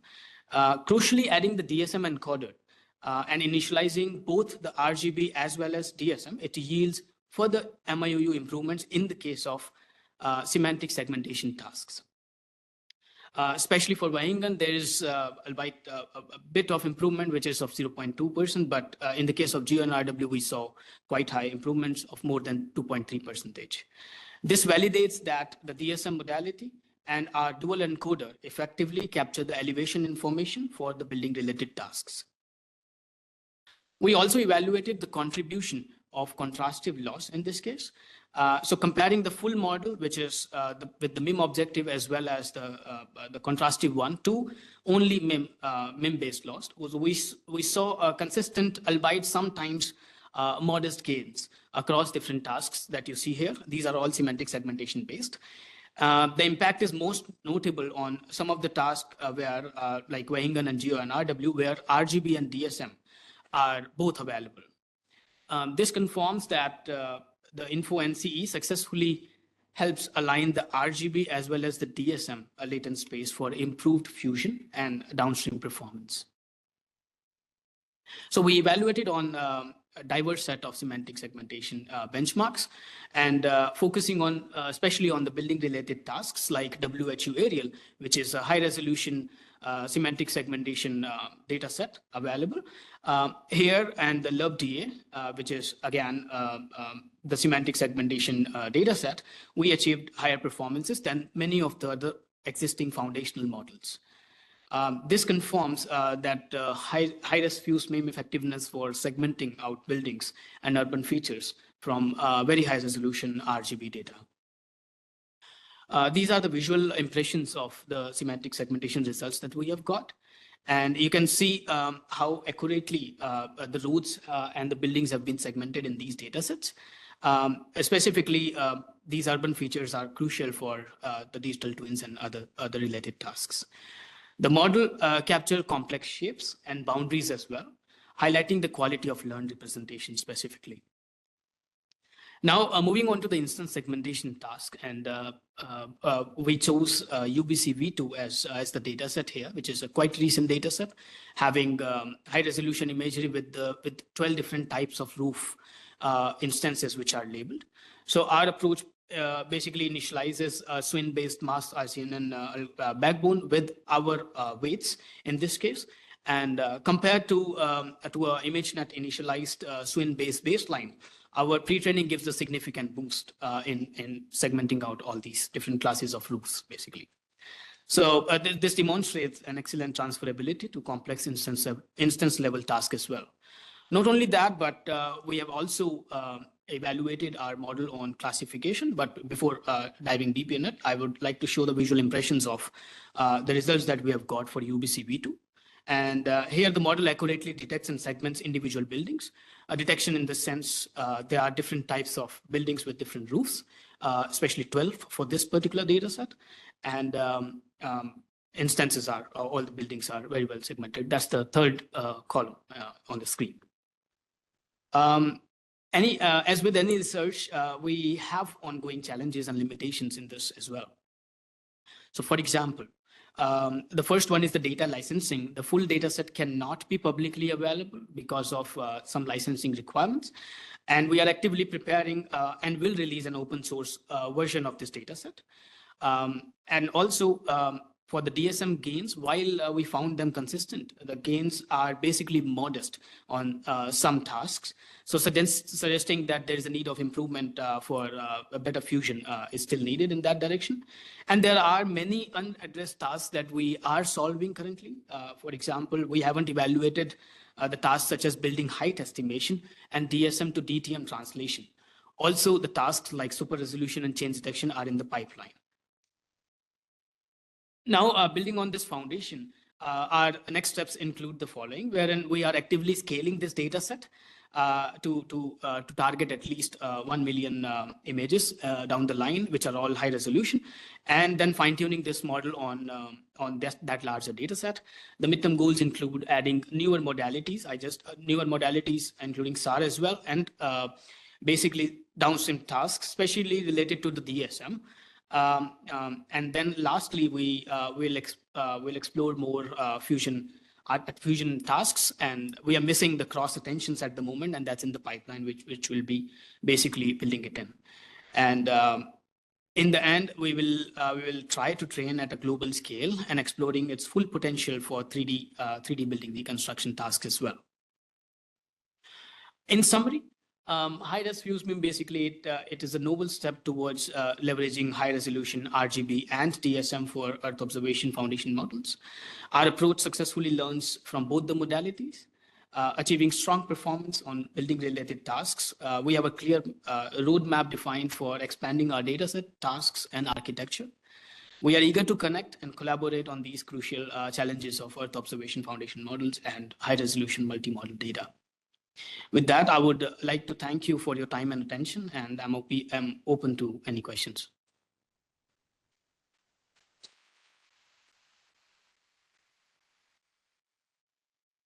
Questions from the house?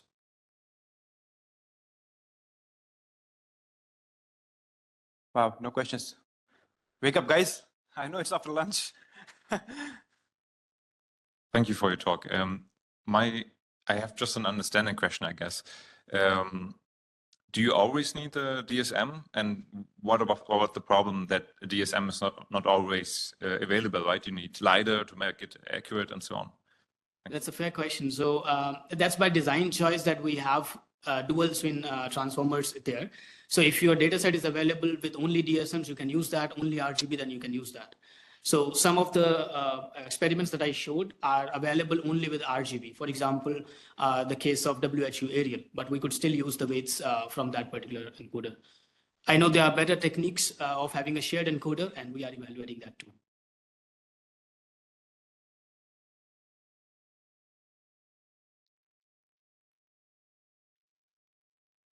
I was wondering, do you think you can use these models for informal settlements as well? Sorry, I didn't. For informal settlements, for slums? That's right. That's the chronology behind it, because the data set that we are preparing is basically only from urban areas. We have not included any other land cover, just to say. And in our goal of preparing this data set, we include the these informal settlements from the developing countries as well, in order to improve the segmentation task there.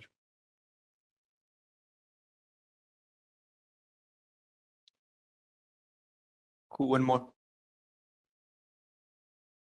Yeah, I have another question for the digital surface model. Have you tested the influence of noise in the digital surface model? So if you don't have LiDAR acquisitions, but rather agile satellites with stereo reconstruction, for example. So we have a noisy digital surface model. Can you still see a gain in that case, or have you tested that case? So in order to answer this, basically we are using a pre-processed product already. So that has been corrected by the departments, and that is what we are directly using it here. So we are already filtering it out, all the noisy DSMs before pre-training. Thank you. Cool, I think. Thank you. Just one question. Why did you use two SWIN architecture? Just use one SWIN, do different tokenization, merge it together. I tried that too and found like DSMs were somehow, it was getting underrepresented there. That was basically the choice, was that we wanted to provide two different SWIN transformers wherein people can pick in whatsoever weights they want to, and they can do any specific task. I know this is computationally heavy, which is basically double the size because there are two encoders, and we are still on some of the experiments where we are using single shared encoder there. Perfect. Thank you then.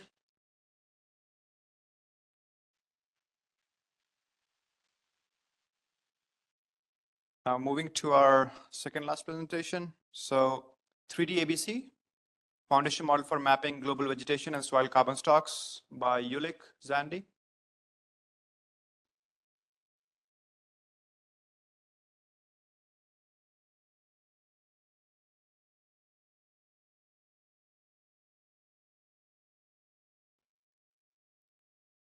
Okay.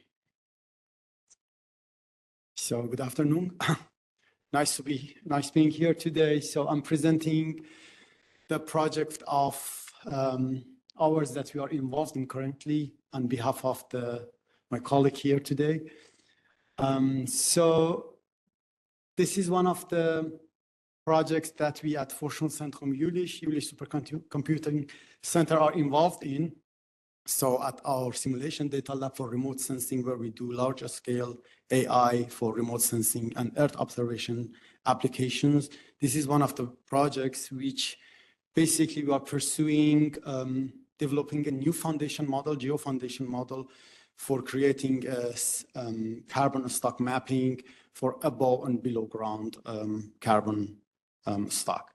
So we are currently working with 5 other partners, all of which are under the umbrella of Helmholtz Research Center, all the German partners working together, coming from different expertise areas, and we at Jülich as the HPC partner for this project. So basically, what we are trying to achieve in this research project is mainly for, without the need to say that we need a good understanding of the carbon budget, like the absorption and release of the planet, not only for scientific and commercial purposes, but also maybe for political decision makings. And a large portion of this CO2 mapping depends on the biomass and vegetation, land cover, and land changes. These are some of the use cases that we try to basically deal with in our project. Just to forget, maybe this presentation is slightly different from the previous one in the sense that our project is almost in the earliest stage. So we are almost in the, not yet the first year is over. So that means we are mainly in the data preparation stage. In parallel to that, of course, the foundation model itself, as we speak, is under development. So I explain a little bit about the plan, the status of the project in the next upcoming slides. Okay, yeah, now. So one of the main challenges for the use case that basically we are doing in the project is usually the data that are at hand are concatenated or aggregated over the course of several years. So, which makes them basically lacking the temporal resolution, or on the contrary, lacking the spatial resolution, which means basically either they are concatenated over the course of 5 to 6, 7 years, or maybe they are really sparse in terms of geographical location. So this is one thing that we are trying to achieve here, not to only make it high resolution in time, but also spatially high resolution. And on the other hand, so we need for a foundation model, we need a lot of unlabeled data.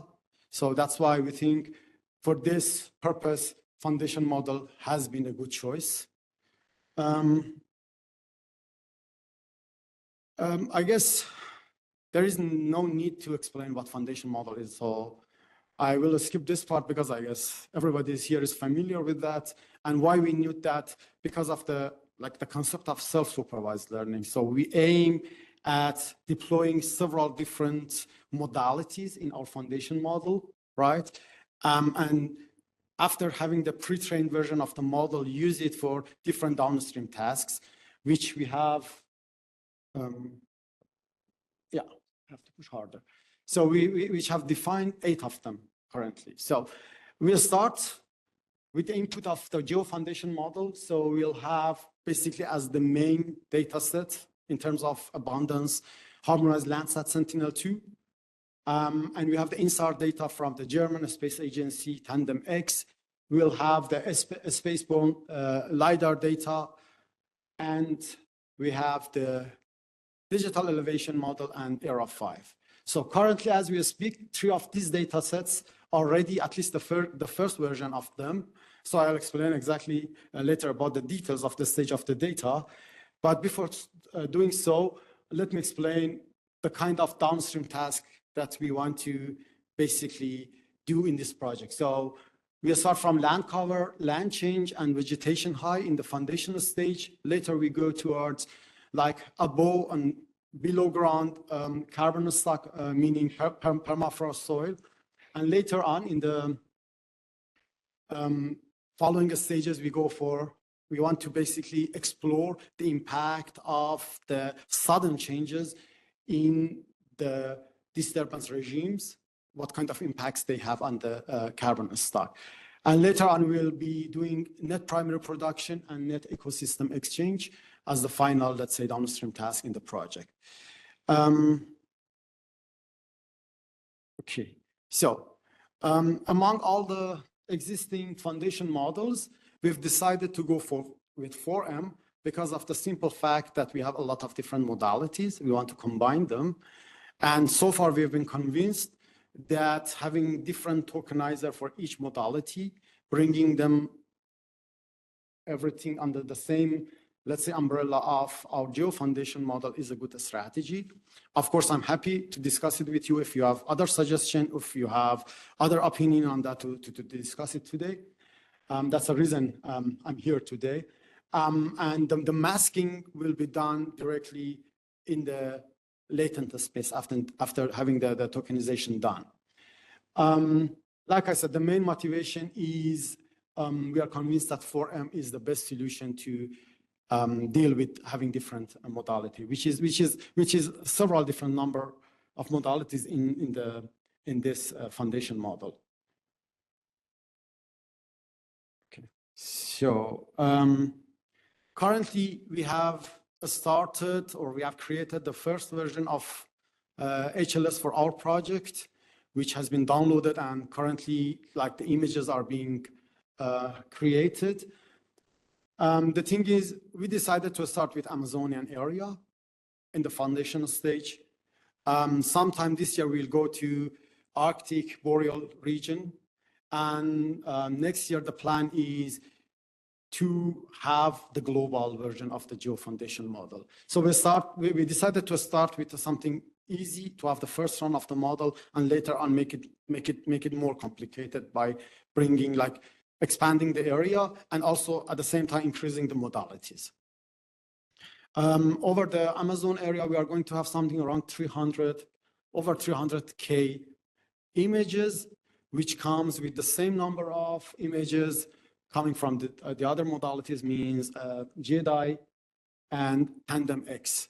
So we basically adopted the MGRS UTM grid such that all the data sets are on the same, let's say, coordinated geographical location. This is for spatial alignments. At the current stage, there is no temporal alignment. So as I said, we'll start with some simple setup, and later on we may go for temporal also alignment, because the thing is the acquisition of Tandem X and JEDI has been collected over the course of 5 to 6 years, which is not the case for HLS. So later on, we need probably a lot of computation resources to basically manage the alignment, because that might be the case. We need to go to the pixel-wise level to basically for each pixel of the other modalities, we need to basically create HLS version of that. And that would be the main input to our foundation model. And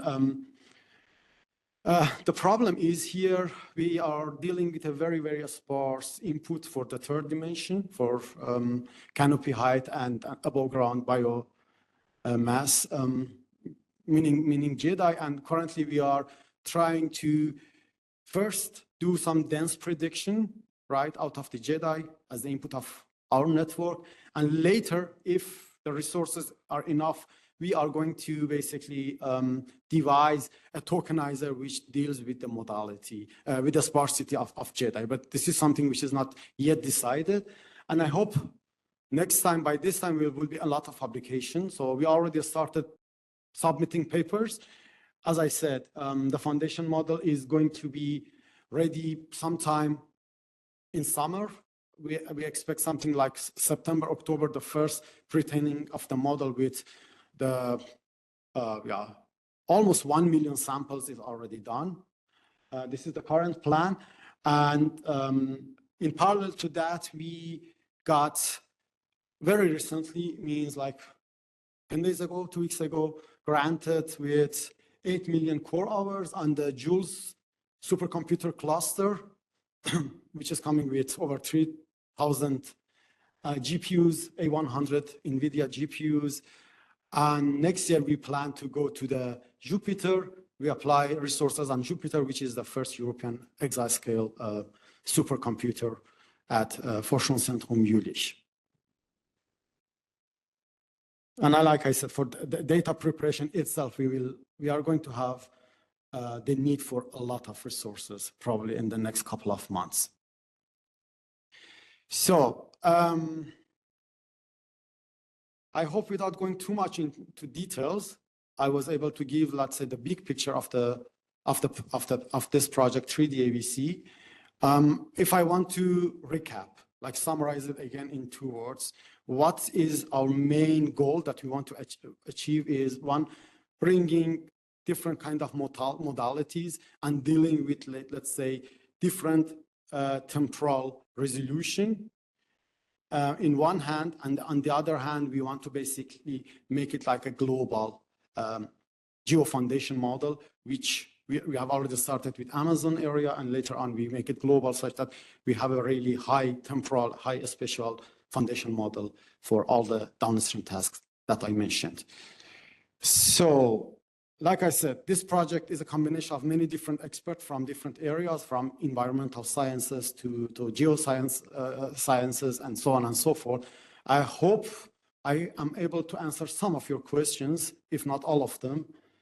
So that brings me to the end of the presentation.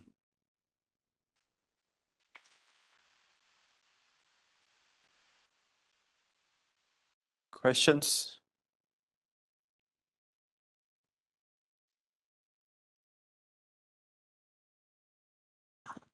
Hi, thanks so much for your talk. It's really cool to see INSAR data coming into this. So I just had a question about the INSAR figure you showed. Was that metric coherence for the If Amazon? I'm not mistaken, yes. Okay, To do the cool. coherence, right. And then you're going to use the tandem bistatic stuff to make a DEM basically for the application, or is coherence the metric that actually That's actually the input of the model, right? coherence? Yeah, I guess all the different modalities in Tandem X, there are 4 of them, right? Coherence is one of them. So basically we are planning to input all of them, right? Along with HLS and later on JEDI. Super interesting. Thank you so much. Welcome. Yeah. I just had a question. How are you planning to deal with clouds? since Okay, you that's a seem to very- use HLS a lot. Yeah, that's a very relevant and interesting question. We've been thinking about that. In the current version of HLS, we basically set out for a very limited or very short cloud coverage, right? That means we set a very low cloud coverage threshold because, like I said, in the current stage, we are not limited to the temporal alignment, right? So that's why we started like query. We have a pipeline which separate like the query from download. This is for accelerating things. So we go incrementally. So we start with, let's say, 5% cloud coverage threshold, and we look for the entire Amazon area, right? So upon the metadata, if it's complete, we abort, go to the next tile, right? So this region, if somebody is not like familiar with from MGRS UATM, they're called tile in the HLS terminology, right? So we go to the next tile. When it's not complete, we increase cloud coverage threshold. We are doing it exactly for the same period of time that HLS and TandemX have been acquired, right?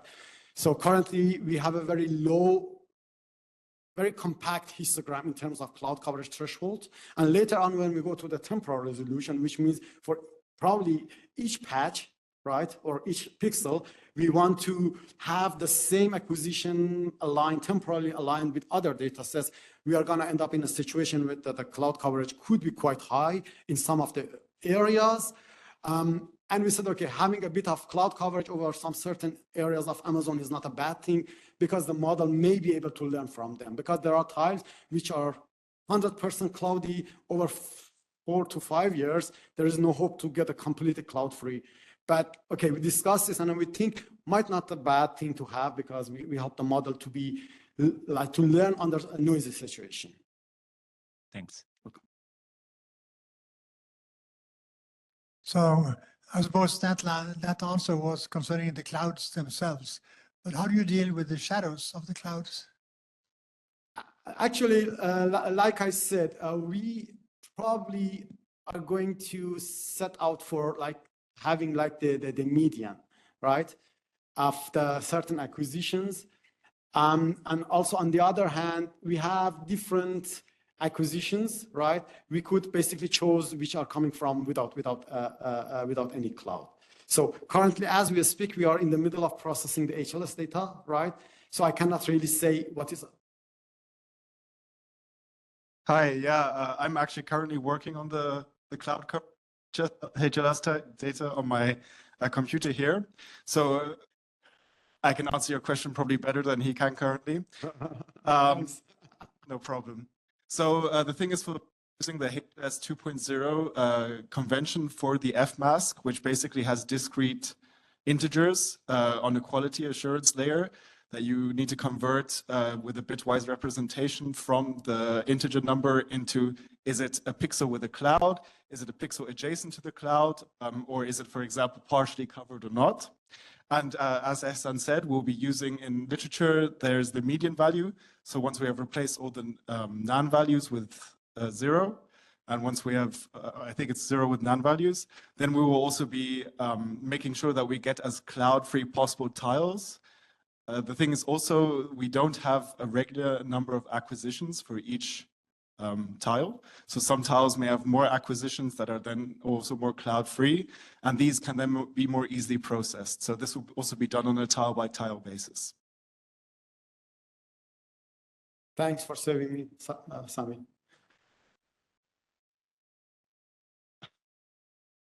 Are we out of time, Sujit? Take one more. I think we have just one more presentation after this. Okay.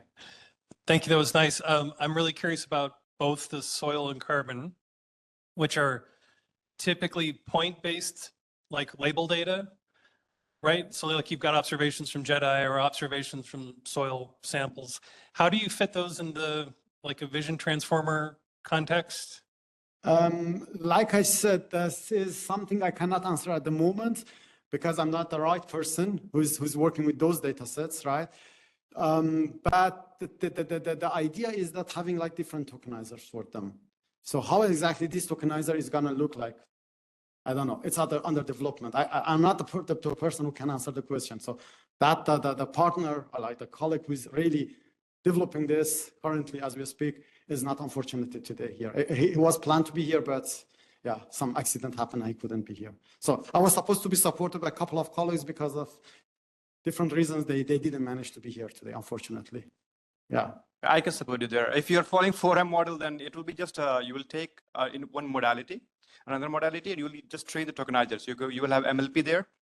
So the way you select the patch in positional embedding, you do the projection and let the model map to the different patches, or you can say the patch in positional embedding for the tokenizers to connect to each other, and you train one encoder.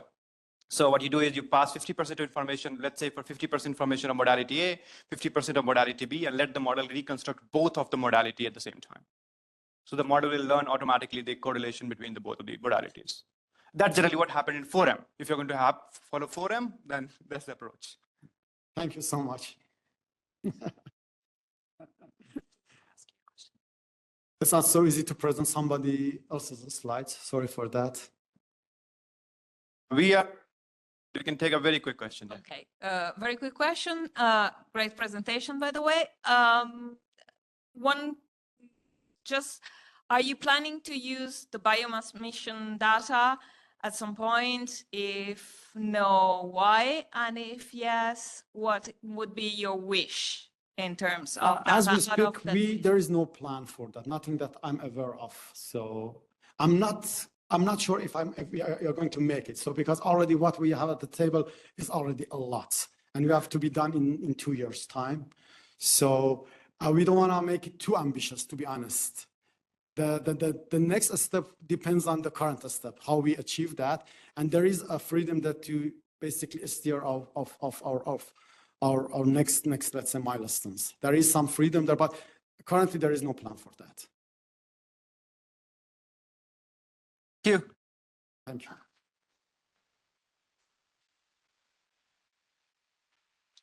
Cool. Moving to our last presentation of this evening. So it's Earth observation with foundation models towards adaptive self-supervised learning geospatial AI for climate resilience and sustainability by Yagi's BTS. Are you here? Did you make it through? No? Okay. He didn't make it through the another session. I think he had a presentation in another session one. Perfect. Then I think, we'll see you probably tomorrow and day after for the workshop sessions. But yeah, I think, thank you.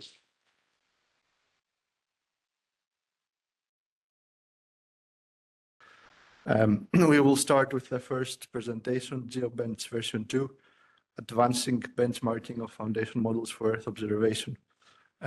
So Paolo Fraccaro will present. Paolo, the floor is yours. Thank you. Hi, everyone. Can people hear me? Okay, good. So I'm presenting on behalf of the GeoBench 2 consortium. Naomi, the first author, was supposed to be here, but she couldn't. This is basically a follow-up project from GeoBench V1 that some of the people in the room probably have used, know of. And this initiative really comes under the AI Alliance, that is a group of private and public institutions that came together about a year and a half ago now for open AI and open science. And under this umbrella, we came together for GeoBench 2 with partners like ServiceNow. So I'm from IBM Research, and us and ServiceNow are leading the development, but we have partners and in the steering committee from NBCUI, NASA, ESA, Technical University Munich, Arizona State, and Clark University, with someone also here in the audience. So during the next few slides, I'm going to tell you about the process that we are following in developing this new version of the benchmark. I hope to have some preliminary results to show you, but unfortunately we didn't make it, but I hope it's still interesting to see the different aspects that we're trying to touch. And there are basically four different things I'm going to talk about. The task and this concept of dimensions that we have introduced, then which evaluation metrics are we going to use to measure performance, how we went about selecting the data sets that we want to include, and then the final protocol and the implementation tools that is something that we're quite interested and focusing on. So, okay, the first version of GeoBench had just classification and segmentation task. And for this new version of the benchmark, we want to add regression that, okay, is still pixel-wise prediction, so not super different from segmentation, but also something like object detection and instant detection that is quite complex to make it in a standardized way, and I'll explain more what I'm talking about, but it's an aspect that because of these challenges has not really been included much in previous benchmarks. And this is about the task. The other thing that we wanted to look into is to introducing this concept of dimensions. Obviously, there is main dimensions, but having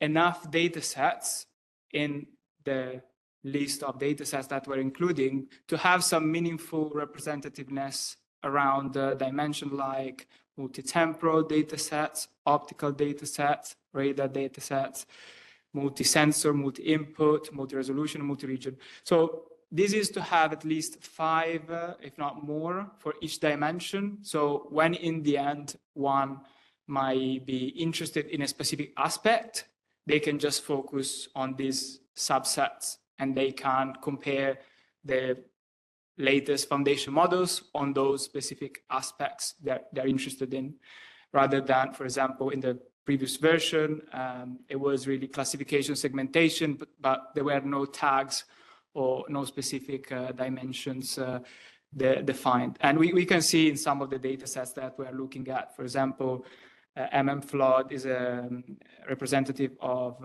medium res, multi-input radar segmentation, and these tags would be available for filtering when one wants to see the ranking across the different data sets.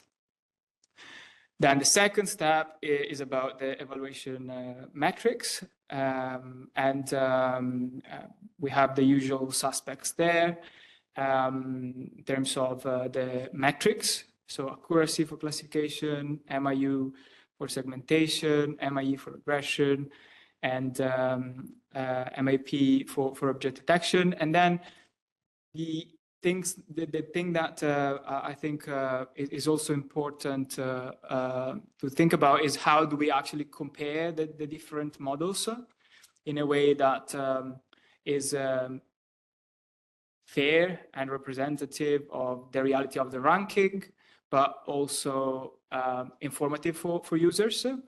So that's why we're trying to see if, keeping things like the raw average across all data sets, like as IBM Research, NASA, and the other partners we have done for PRITV2, that's the top right, where we basically keep the results from the experiments as raw, and we then average across all these.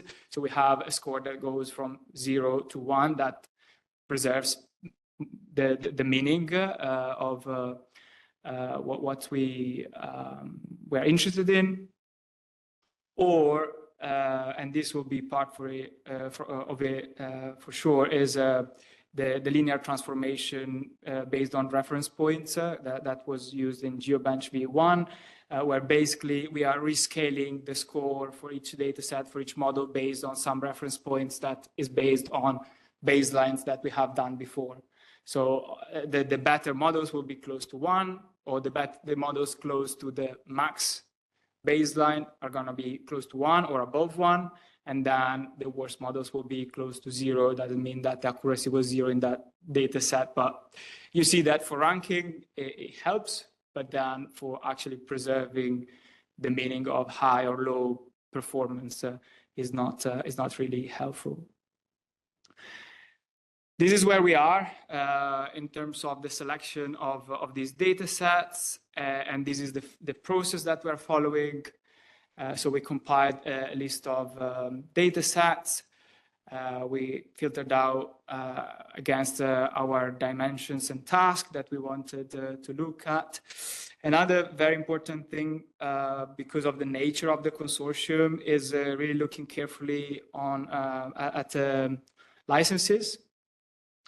And this is because we want both public and private institutions to be able to, comfortably pick up the benchmark against it, and being able then to use their models commercially if they want to. There is some gray area on, okay, if you benchmark against a non-commercial data set, but then you're not building a product on that, but you are going to use that information somehow for advertisement, it is not an allowed use. So we want to stay away from it, and everything that is NC non-commercial, we excluded. And this was actually quite a big problem for something like object detection and instance segmentation, where the vast majority of data sets are actually non-commercial because either the drone data or the high-res data, it comes from privately owned satellites or instruments. So we have now a list of about 35 data sets. We looked at modifications in terms of making them smaller and representative globally, adding metadata where appropriate, and so on. And at this point, and I wish I could have presented you the actual final experiments on this. We are performing the experiments on some representative models that we picked based on size and architecture. And then we will finalize the list with around 20, 25, again, to look at those dimensions that I talked about before. And really the idea is to have some discriminative task. So if we look at in the right, in the classification, for example, we see that on the left, we have a data set that is quite discriminative across all these models in the repeated experiments, while the one on the right, the models are more or less all the same, so it doesn't really tell us anything. This other very important thing is the protocol that we will use when we do the actual ranking across.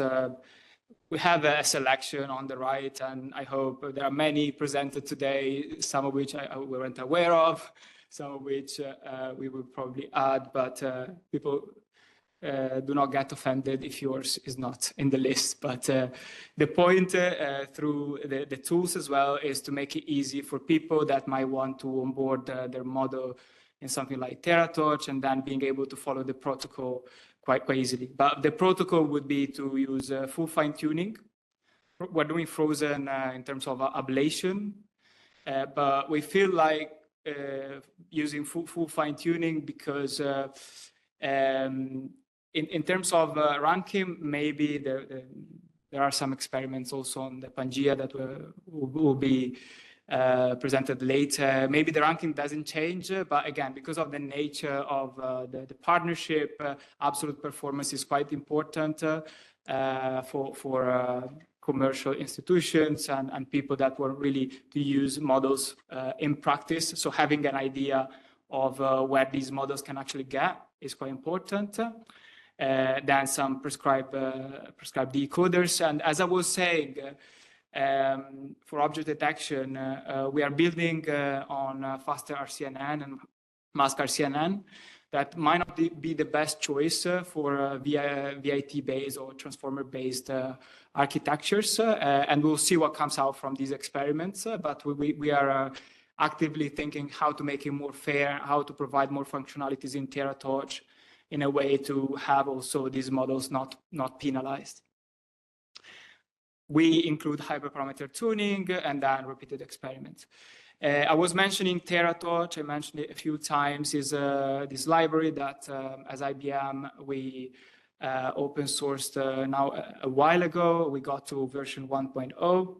And it's really to make it easy for people to work with foundation models, geospatial foundation models. So you have quite a selection there, as well as things like PEFT, or we are adding some more functionalities, as well as a tool that is called TerraTorch Iterate to do HPO and repeated experiments. So for reproducibility, recording everything through MLflow, all the seeds and so on is actually quite good. And for people that will attend the practical session on Wednesday, part of it will be working with TerraTorch and TerraTorch Iterate. And then we plan to deploy a Hugging Face leaderboard, of which I have a mock-up based on the experiments for GeoBench V1. So these are the experiments that were in the Prithvi paper, where we follow the protocol through TerraTorch, TerraTorch Iterate, and so on.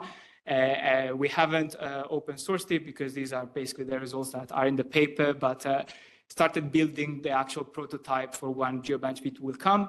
And you see this concept of dimensions in the ranking, right? So in this case, we're looking at the raw values.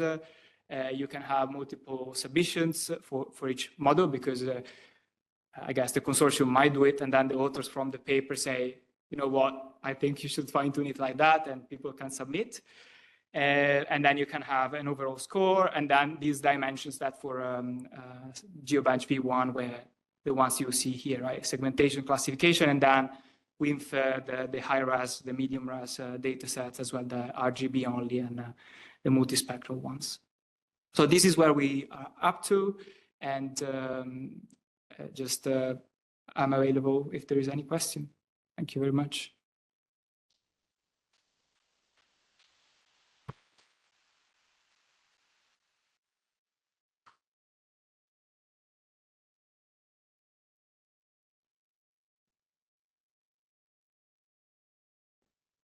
When do you plan to release the GeoBench V2?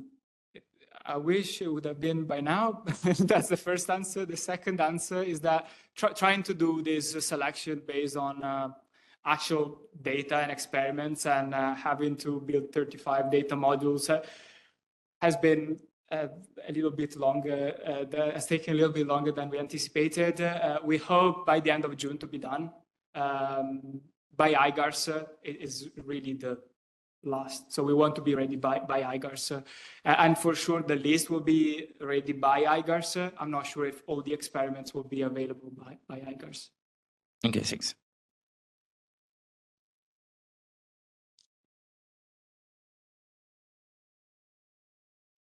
Hello. Can you talk about a little bit about the hardware that you use to do your experiments? What? Sorry. The hardware, like GPU. Yeah, GPU wise, with all one GPU experiments. We're trying to run it both on V100s and A100s. So it should be accessible.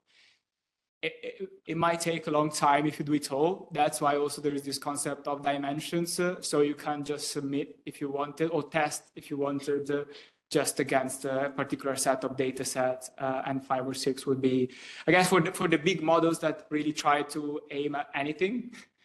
Maybe they want to go and do it all.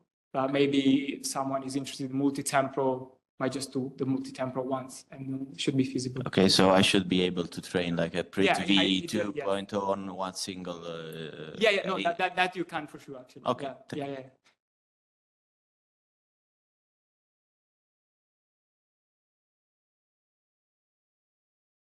There is one last one. Are we doing okay with time? Yeah, one last question. Just very short one. Will it be a standalone library like the V1, or will it be directly integrated into TerraTorch?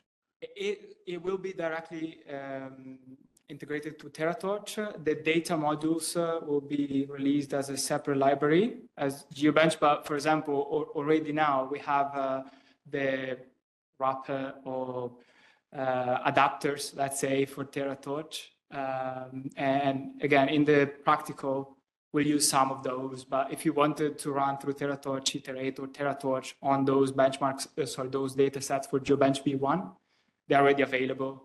And with the models on TeraTorch, you'll be able to train on it. It will be exactly the same. So basically, I can just update. I can already implement with TeraTorch now and update in 2 months. Once everything is released, you can just use TeraTorch and you'll be able to just get access to those. Okay, perfect. Thank you. Thank you very much.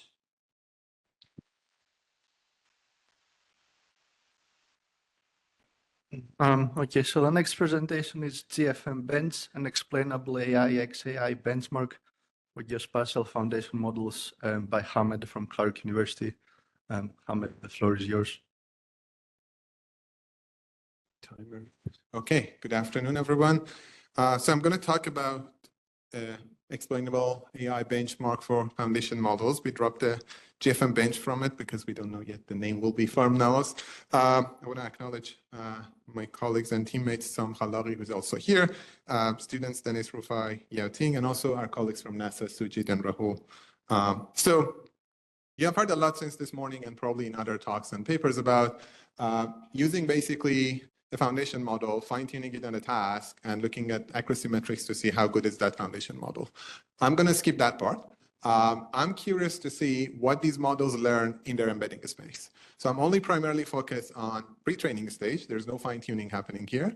And I'm only looking at basically the embedding patterns using a benchmark data set that we have generated. And you will see what build. And there's no F1 score or IOUs. It's very exploratory. I'm going to skip this one, but primarily I'm using Prithvi in this example. Practically, we can apply this to any other models, and that's our end goal, to be able to compare embeddings and to understand how different models learn these geospatial properties.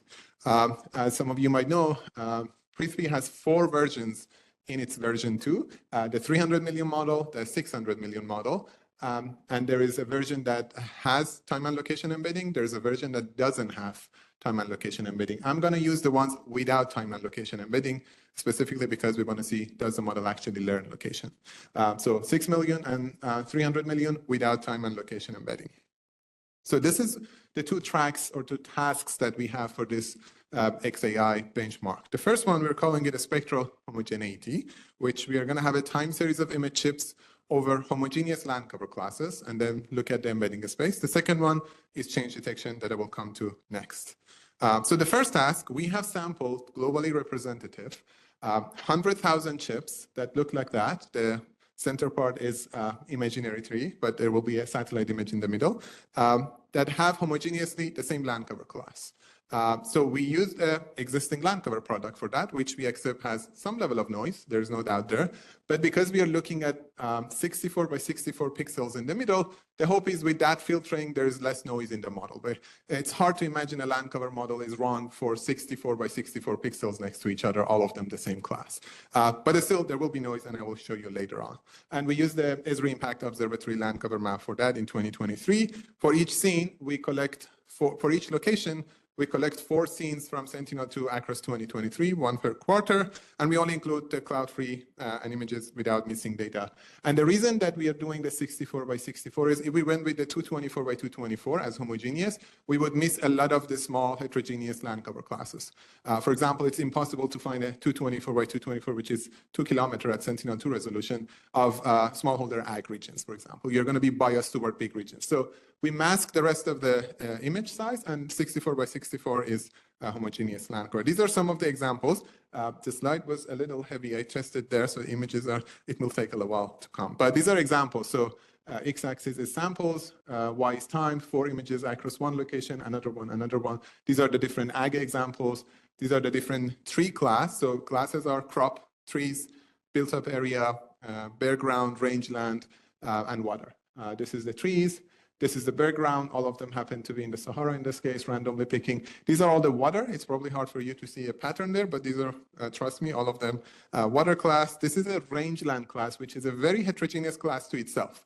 It includes grasslands, shrublands, a scrub. Anything which is not in the other 5 is basically dumped into rangeland in this classification. And then the built-up class, which is also very heterogeneous globally. So we take all of these images, 100,000 of them.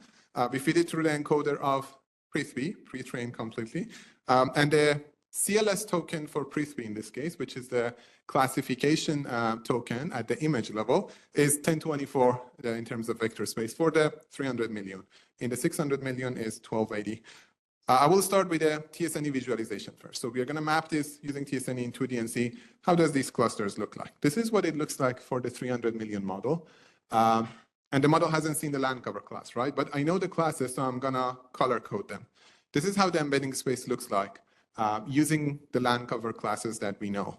You see a lot of blues that are water on the left, most of the basically urban areas in the middle. There are some misclassification we will look at. Rangeland is definitely the most heterogeneous one, and we'll see some examples of that, how the chips look like. And you see a specific clustering of trees on the upper right, trees on the left side, and actually a little bit with the crops, you see that pattern, and some water. So what happened? Okay, I see the slides here. As you look at this, I'm going to go to the 600 million in the next slide. So you see how they are different. And because that was hard, we actually have an animation going back and forth between the 300 million and 600. So the 600 is actually more clearly clustered. This is a 300 million, a little bit noisy, as you see. As you move to the 600, it's more clustered clearly. And you see subclusters more clearly identified. Again, the model hasn't seen location. So this is all based on the spectral bands and the time series information. If you have ideas of how we can put metrics on this, I'm happy to chat. But so far, I'm trying to look at this from a very geographic perspective, from a remote sensing side. So let's look at some examples. From now on, I'm going to only focus on the 300 million. This is a point top there. You see the 4 images, clearly all water, clustered among all the other water classes. This is an example of a built-up area. As you see, in this case, there are a lot of trees in there too. But the land cover model tells us this is all built up. The model also puts that chip close to all the other built up. So it is kind of a mixed class, but because I think all the built up classes have some trees, all the cities probably have, or majority of them, the model is very well distinguishing this. This is an example of a cropland. If you go another part of the cluster, you see different types of croplands. If you go up there, you will see a cluster for trees, a clear example of that. Example from the bare ground in this case, an example from the rangeland. Again, you see some small water body ephemeral there actually, but the land cover was saying this is all rangeland, and the model is also agreeing with that. Then we see this part of the cluster that you will gradually see where I'm going on the left side, a little to the bottom. These are images that all of them have a seasonal cycle of snow. So all of them are clustered to the bottom left of the image. This is one example from rangeland. This is one example from crops. One example from water. It's actually completely frozen in the first image. And this is basically the boundary of all the ones that have a seasonal cycle. So the model is distinguishing subclusters, trees, water, rangeland, crops, but it's also putting them on a different part of the embedding space because their seasonality is different and they have snow on the ground. Very well aware of the seasonality, basically. But then there are these, what I may call misclassified ones. So in the middle of that scatter plot, it's hard probably for you to see, but I'm going to zoom in that point. It's actually completely classified as water in the land cover model. But actually the image, when you look at it, it's not 100% water. It's a mixed class, potentially a seasonal coastal lake type of thing that the water proceeds and expands. The model is seeing this somewhere in the middle. So that's the question I'm going to ask now. How should we think about these kind of land cover classification? This is another example that the label actually says built up. The model putting this into the forest or the tree class. The question is, if you look at it as a human, contextually, what do you call this? It is actually a complete mixed class. You have a river in there, you have a lot of trees, and then a city that actually get penetrated to the tree area. So I'm looking at this as a way to actually question labels from land cover models. I would trust the embeddings more than the pure land cover classes. And I have a clear example of that next to. This is another example that it says 100% built up, but you see an actual natural land in the middle that has a seasonal cycle, completely green, then it dries out, then it basically grows up again. The model is putting the Prithvi model, putting this into all the rangeland class because it sees a seasonality there. These are some examples for 3 of the classes that show how the points in the physical space, this snapshot is the coordinate, move to the embedding space. What is this helpful? is that the colors show you the northern latitudes that are very kind of light color to the tropics, which are dark color. Where do they go? This is the embedding space now. How do they move from the physical coordinate world, basically, to the embedding space, which we see very clear patterns there. Some from like South America go to the points in West Africa, some from the north. This is all the bare ground. Stay for each other. So you see that very tiny cluster from northern Canada kind of stick to its own when it moves to the embedding space. This is the built-up area, which is very clustered together compared to the other ones, but still there are subclusters in there when you look at the embedding space. This is also the tree class, and clearly all the light ones from the northern latitudes that have the seasonal cycle are in a very different part of the embedding space compared to the other one. Now I want to pick on one example and then move to the second track. This is 2 data points. You see the chip IDs, for example. The top one and the bottom one are 70 kilometers apart, actually, in physical world. They're in Bangladesh, north of Dhaka. And you see the also base map from the high resolution Google base map, just for comparison. Their cosine similarity is almost 1. So in the embedding space, they are literally overlapping each other. Contextually, the top one, you see almost all of it is cropland, a little bit of trees probably there, a few roads. The bottom one is like 60% cropland. The rest is trees and a little built up. The land cover model was telling me the top one is cropped, the bottom one is built up area. And I was confused, what's happening? These 2 chips look very different colors in the embedding space, but they have very similar cosine similarity, basically. So I think this is, again, going back to my point a few minutes ago, this is now a way to look back at predictions of a land cover model and see, okay, what do they mean actually? Does this actually, these are 2 different models, 100, because the land cover model is saying this is 100% different, but I see a lot of similarities based on the embedding space. So I think it's a new way of looking at predictions from existing models or using these as input to a land cover model. Basically, I would trust these embeddings to give me a land cover prediction in the fine-tuning stage. Now let's move to the second task, which was the spectral change detection. So in this case, we are taking a similar approach, but a little different. So we have selected one event in this case. We'll have more in future, and that is wildfire and burn scars. We selected 200 events across the contiguous US using an existing data set. Some of you might be familiar with that, MTBS. And we selected fires only in 2023, 2024, because we wanted to make sure we have a time series of control years before that. So we use the event year, where the year the burn scar has happened, as what I call the event image. And then 8 years before that, we sampled the same location, the same season, calling it control images. Practically, those are natural variability. Some years might be drier, some might be wetter, a little bit variability there. So we have basically 9 images, up to 9, because some of those 8 years might be cloudy and we can't get anything. And the goal is to see if we see differences in the embedding space for the control years versus the event year in a meaningful way. So again, using the encoder, so I'm going to visualize a little bit of a distance here. So we are going to pass all these 8 images to the embedding space, find the center of mass for the normal years, for the control years, calculate distances in the full embedding space, in the 1024 dimension, not necessarily in 2D, but it is visualization, and also the distance for the event year to the same center of mass. My hypothesis is that D0 is significantly different than the DI to D8, basically. Okay, I will be done soon. And also do this for all the events. So all the 200 events have this, and we normalize the Ds to the mean of the Ds to make sure they are comparable. Otherwise, they are from different embedding space. We also look at the cosine similarity without any distance calculation. If we have the center of mass that has a vector, cosine similarity of that to each of the points and see how they are different. So this is the distribution. On the left, we have the cosine similarity. The green is the normal years. The orange is the event years. And we see a significant shift in the distribution, basically. All the control years are different from the normal year. This is true for the distances as well. So there's just 2 ways of looking at the same metric here. And if you're curious, the KL divergence of this is significantly rejecting the null hypothesis with a very small p-value. So they are definitely 2 different distributions. But I think visually that was clear. So the purpose here was to basically see what these models learn, which I claim at least for the Prithvi, I think we're going to try this on other models. They are learning some complex patterns and filling some gaps in the knowledge of our models, in the supervised models. In a way, I call these models the new explorers. I think they are exploring the data distribution for us. And in the case of Prithvi, we show how they are basically looking at those two tasks. And I think it's up to us to interpret the findings of these models and push them forward a little bit, thinking systematically about what they learn.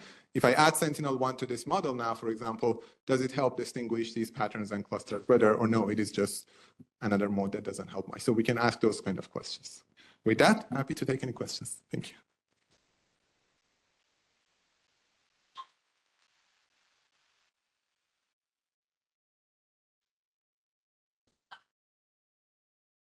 Yeah, so I noticed in the experiment you focused on like the land cover classes, like things that cover the whole image. Have you done similar experiments with, say, like smaller scale features or features that are kind of like mixed throughout the image? Like something like a fire burn perimeter might like snake through parts of an image, but not necessarily be the whole thing. Like, does that question make sense? So in the first task, yeah, it was all homogeneous. But in the second one, the Berners-Scar can be anywhere. We didn't enforce it to be all Berners-Scar. Some of them are, some of them are not. Yeah, so it is a mixed class in the second one, yeah.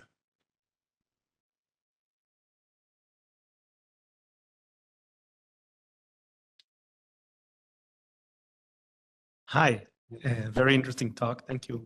I wonder if you considered maybe using some nearest neighbor classification, taking a classification data set, taking a train set, just doing some nearest neighbor, and also like how does it react with what you presented, because also interesting. So my student actually tried that for his class project on the embedding space that I showed the 300 million with a simple random forest actually.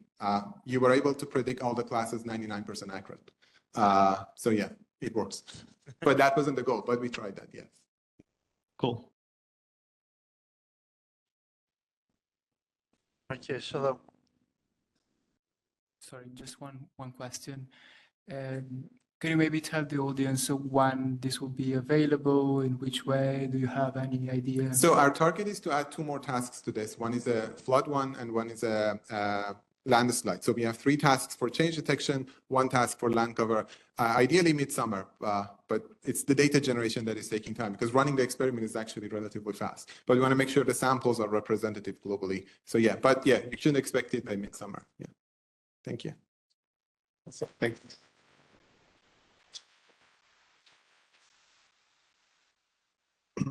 Okay, so the next presentation is Pangea, a global and inclusive benchmark for geospatial foundation models by Valerio from the ESA Lab.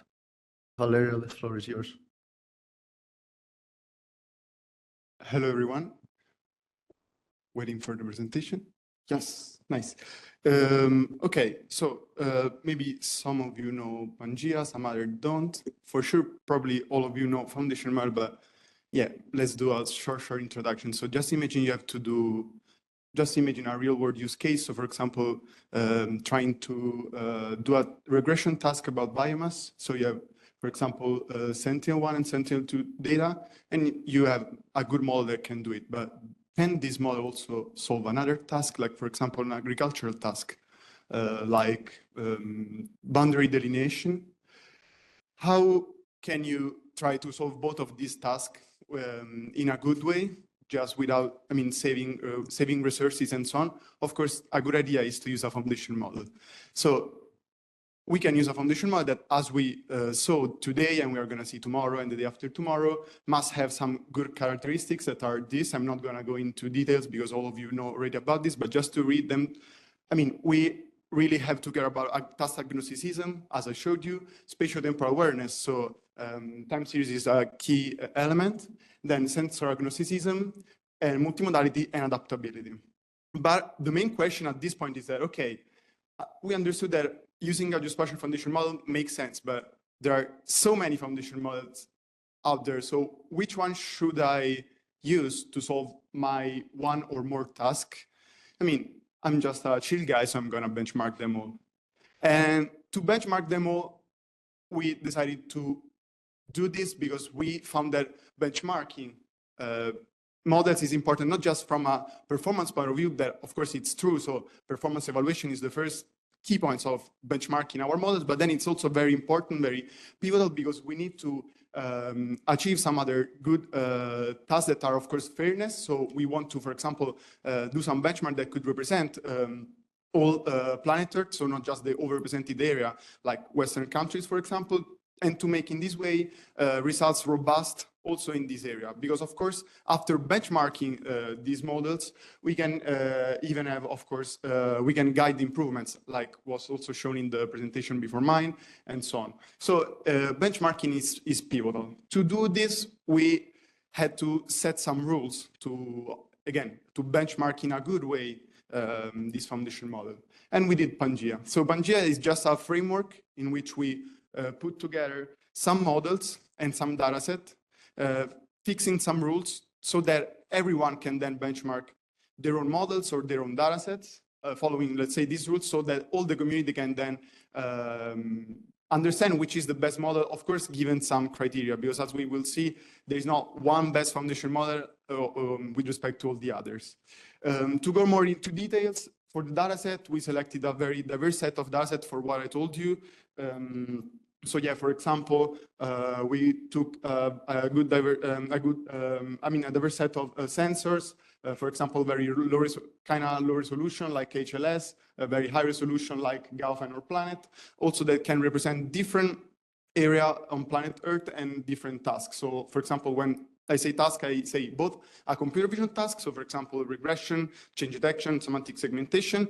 This is because we were not interested in a very first stage in patch level classification because it's too coarse, but we want this to be effective for real world application. And most of the real world application are relying on pixel level prediction more than patch level prediction.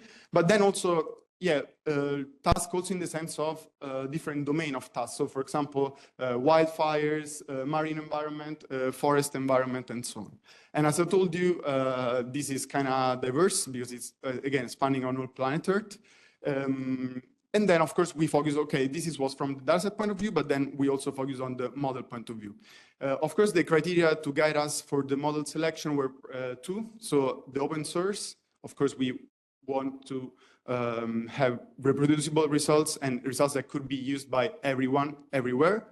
And of course, the impact. This impact could be either from a computer vision point of view. So for example, Remote Clip is one of the very first that made that was a vision language model. ScaleMA used a very cool trick for the different resolution, dealing with different resolution. But also, again, just from an impact point of view. So for example, Prithvi had a great impact and so on. As you can see, as Paula will tell you that some of your models or very cool models are not in here because this was released, I mean, we started working on this more than 1 year ago, but then we are planning to add some cool model in it.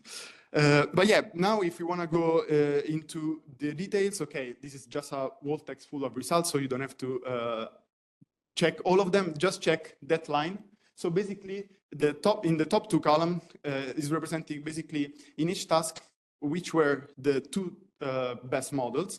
And UNET is happening to be 6 times out of 10 in the top two models. So it looks like UNET is the best. I'd say maybe yes, but I'd say also that there is one model that we're going to present on Wednesday. It is TerraMine that it looks like it outperformed also UNET.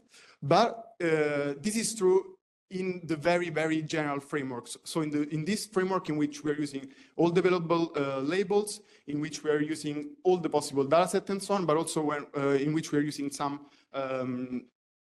fixed rules, as I told you, like, for example, freezing the encoder. Because also we wanted, for example, also to iterate fast and make it usable for everyone also with the small GPUs, because of course, making it fair, it's not just about representing areas, but also making possible to everyone to use it. So both small labs and big labs and so on.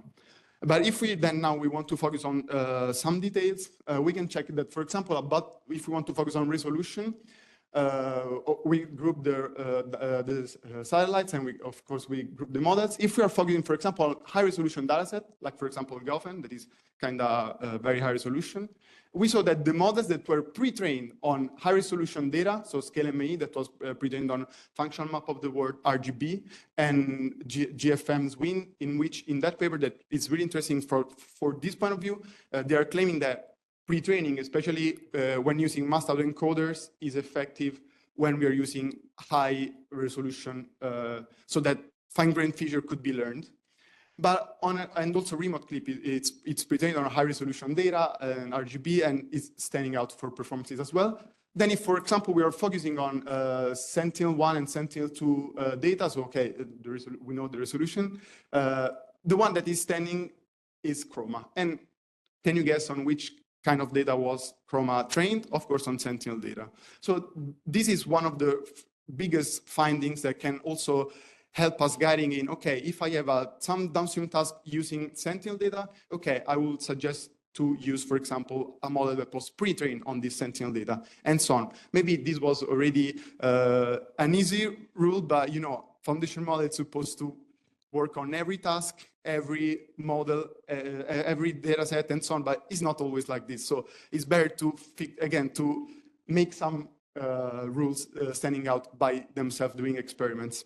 Another good, interesting findings for us was that, okay, when using multispectral data, again, even if some models are very, very good performing on some tasks, if they don't have availability of this kind of data, so for example, the multispectral data, they're really falling behind, like in this case, ScaleMAE.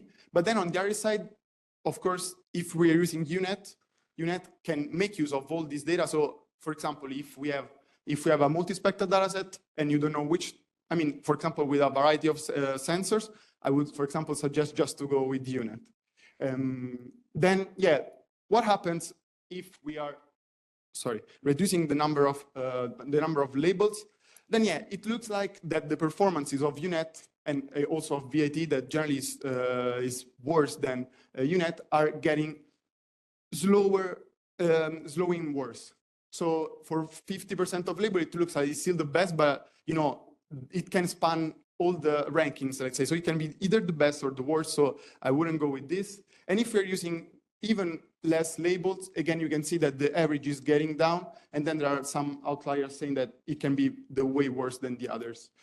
So also this is a good finding, and we want also to push in this direction to, for example, do some very few shot learning experiments to see if we have, for example, just one or two annotated images, some model can really be the best out of all the others, also outperforming UNet under different conditions.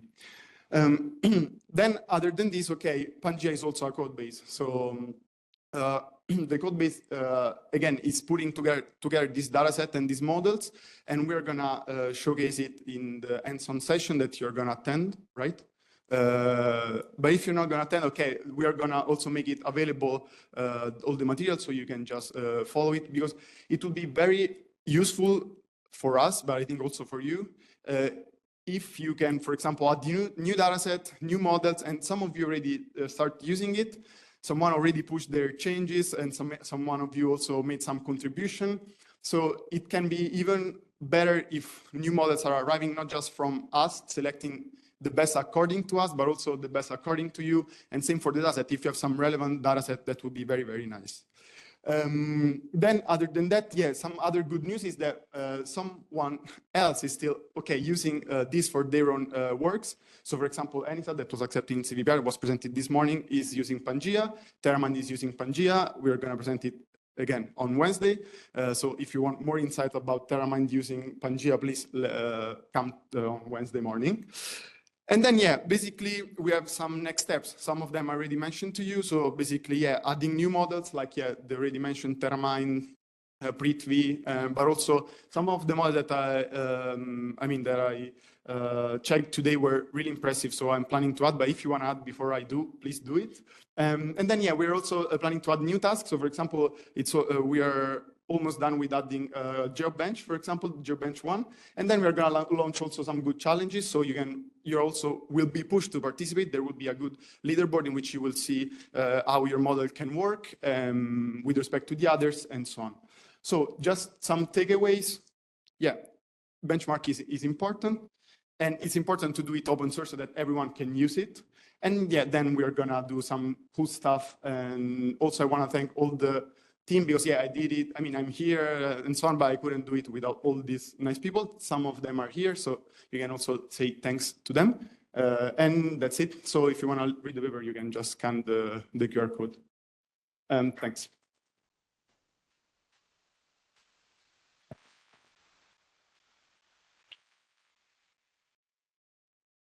Thanks for a great presentation. I actually have a very basic question. What's the difference between this one and the work that Paulo presented on GeoBench 2.0? Maybe I'm missing, maybe it's the same thing. I'm just curious to know how the two are working. Yeah, good question, because I don't know. There are some differences, but yeah, what we were discussing before, for example, is also for the final, not the final goal, but how they were taught is slightly different, because, for example, we were thinking of, let's say, more research purposes, while I think that the one from Paulo is also more in production, but still both of them can be used for both. So the thing is that basically GeoBench can be integrated in TeraTorch, while Pangea is self-standing, let's say. So for some purposes, you could, I mean, it could be easier to use GeoBench. For some other purposes, it can be easier to use Pangea. But for example, we recognize that GeoBench is a good stuff. So for example, we are including all the data set of GeoBench also in Pangea. So use Pangea, please. And no, but yeah, thanks. There is also, can you hear me? Yeah, there is also the thing that things have been done in parallel. So, you know, not really aware up to some point of the other effort. So we're trying to, you know, slowly maybe think on how we can bring things together. But in terms of the aim, really, we're looking for full fine tuning for us, because it is absolute performance, as we were discussing before, that maybe we are interested in, or also interested in, not just the ranking. And that's one of the main differences. But it's all good stuff.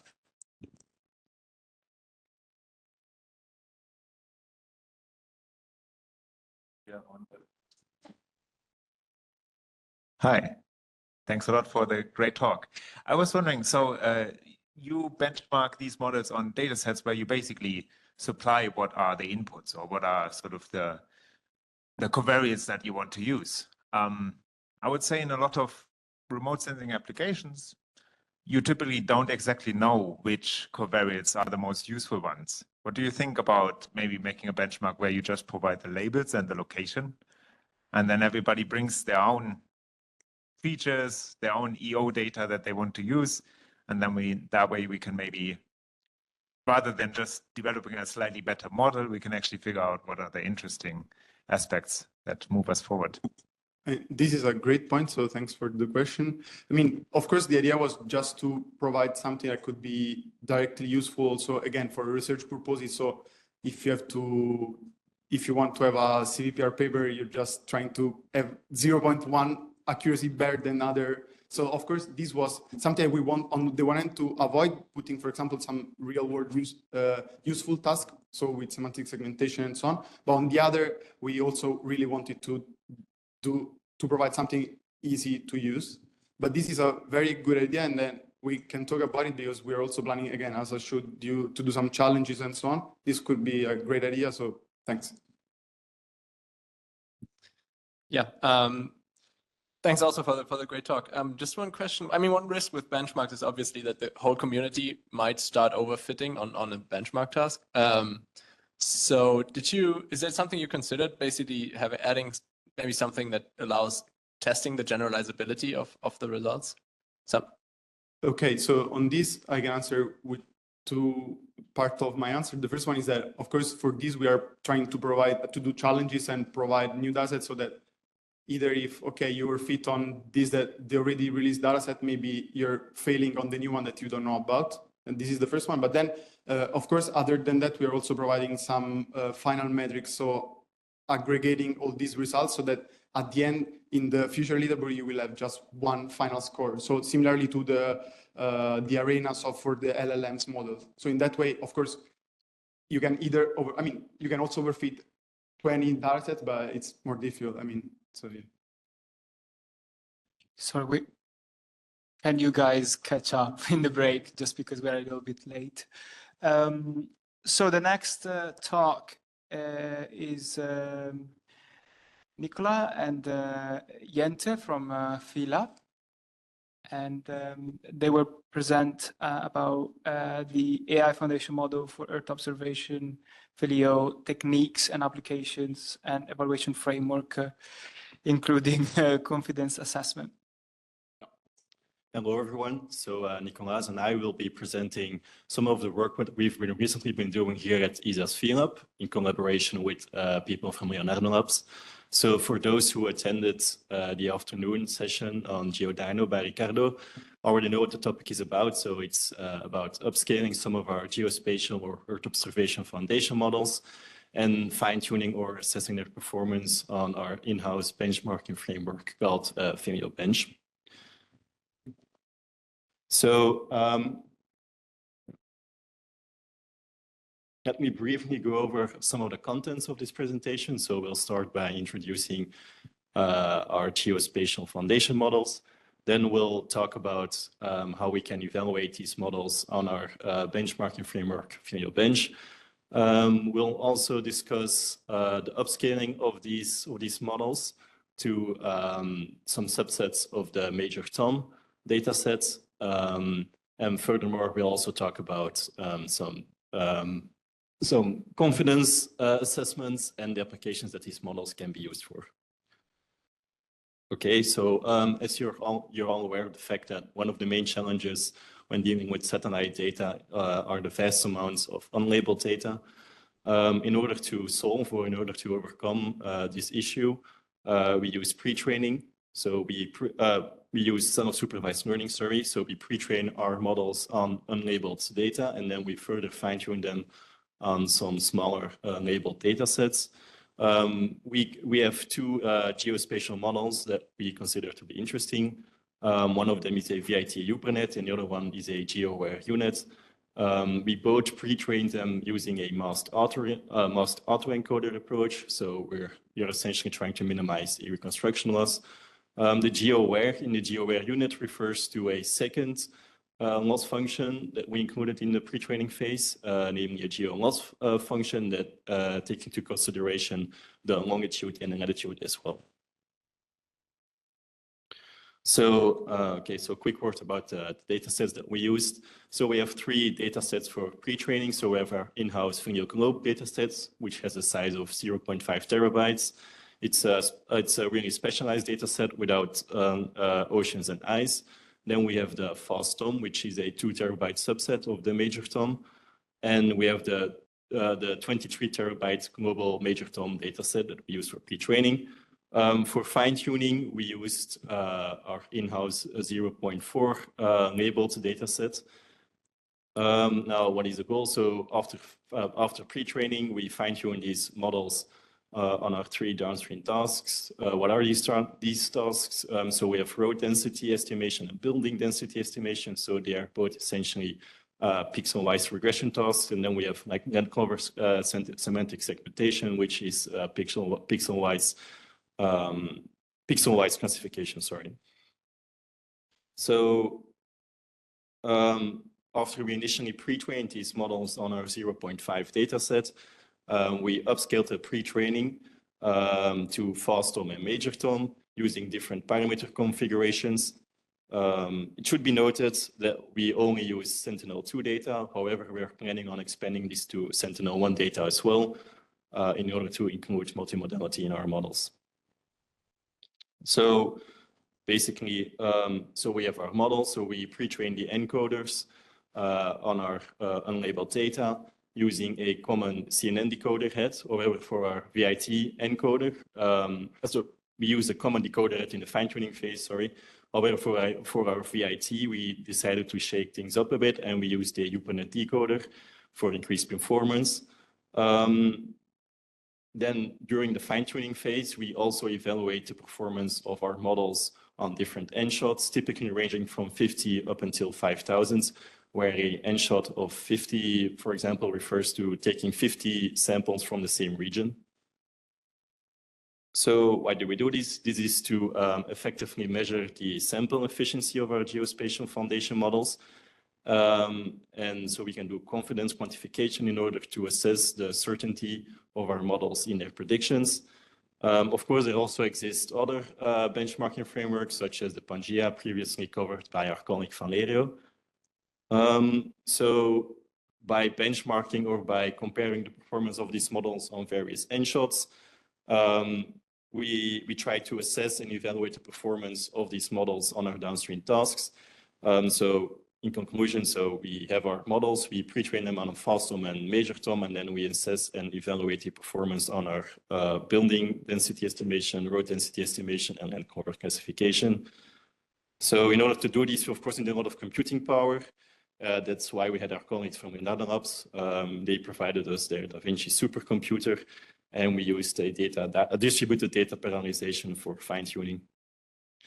So a small word about the results. So for the road density estimation, we took the best performing models in our VLO bench and we compared them against each other.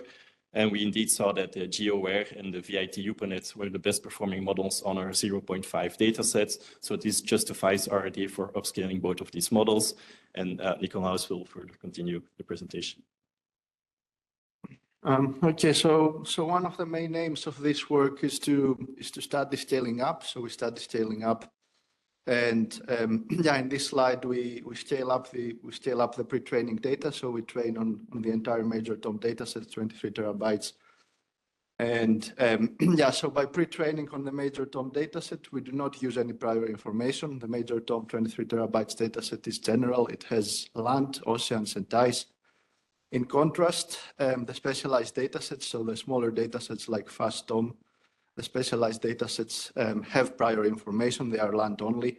They do not include oceans and ice. And yes, the downstream tasks that we are looking at, so roads, buildings, and land cover, they are land only and they don't have oceans and ice. And yeah, in this slide, we saw the results. And for example, we see that the Phileo 200 million FastTom model outperforms the other models. And yeah, this is interesting to examine how these models scale up and the performance when we scale up. Okay, so now we move on to the second downstream task, buildings. So again, it's pixel-wise regression, building density pixel-wise regression.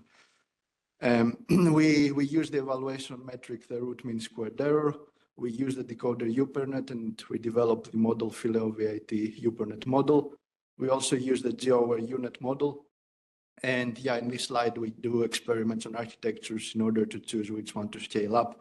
And we see again, like for roads, the same in buildings, we see that the GeoWare UNet model and the Phileo VIT UPNet models are the best models.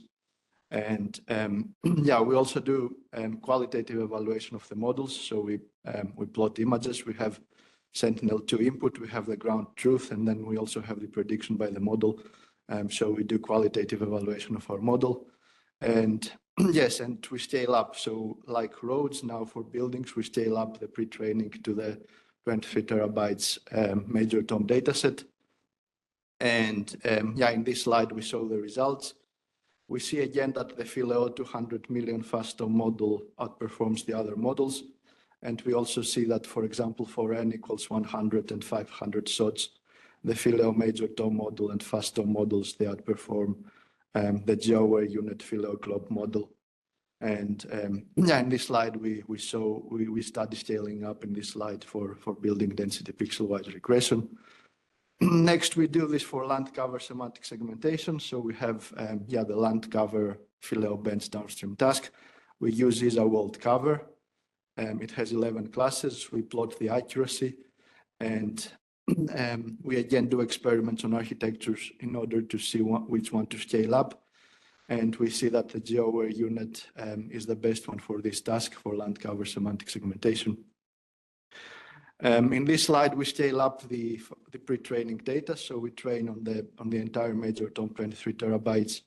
We plot the accuracy, and we also do the NSOT experiments. So we have 50, 100, and 500 till 5,000 NSOTs. And we again see, so in this slide, we see that the Phileo globe model, so the Phileo globe 0.5 terabytes model outperforms the other models. This is, for example, because the Phileo globe has 4 timestamps. It has 4 seasons. On the other hand, major DOM and fast DOM, they only have one time step and it's random. And also the Philo Globe is specialized data set. It has it's only land, so it's a specialized data set. And in this slide, we also compare with Brief the Earth Observation 2.0, which is a good model for land cover semantic segmentation. Okay, so we also do confidence quantification and assessments, and we don't only output, for example, the predicted class, but also the confidence, which is an indicator of performance. And we develop different models for semantic segmentation, like the confidence assessment for semantic segmentation CAS model, and also the Kerr model, the confidence regression estimation model, so pixel-wise regression. Regarding semantic segmentation, we have features of correct classification. And yeah, we also evaluate our model and, for example, we plot confidence score histograms and examine the separability of the classes. For the pixel-wise regression, we do confidence quantification for pixel-wise regression. And in this case, we have building density estimation. And we plot, we qualitatively evaluate the model, and we also compute the error between the confidence metric and the error in the regression. And we evaluate the proposed model. Regarding applications, we have the 3 downstream tasks of the Philo bench, so roads, buildings, and land cover.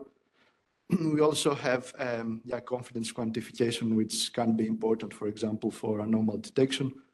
And we also have like the estimation of construction year of buildings. This is the labeled dataset Map Your City, and it's an AI for your ESA challenge. Okay, so conclusion, the main aim of this work is to study how Earth observation foundation models scale, and we conduct experiments on architectures, and then we scale up the best performing model.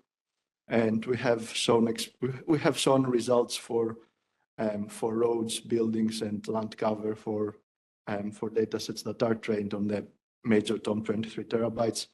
And yeah, the main results are summarized in the four last bullet points in this slide. So the Philo 200 million fast DOM model outperforms the other models. And also for land cover, so the last bullet point for land cover, seasonality is important. So having 4 time steps in your dataset, in your pre-training dataset, is really important for land cover semantic segmentation. Okay, so these are the main references, and that's the end. Thank you. Thank you very much for your attention.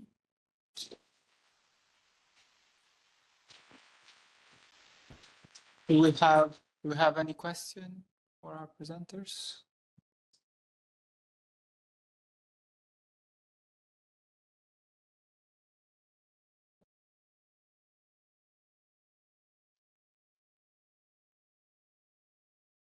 Okay, so the question is first about the labels, and then second about the uncertainty estimation.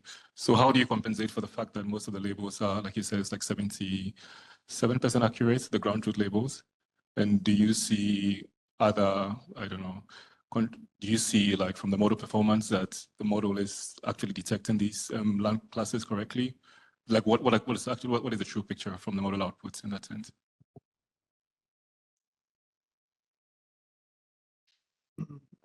Okay, yes. So regarding the evaluation of these models, yeah, we think, as you said, that the ESA world cover, for example, has 77% accuracy.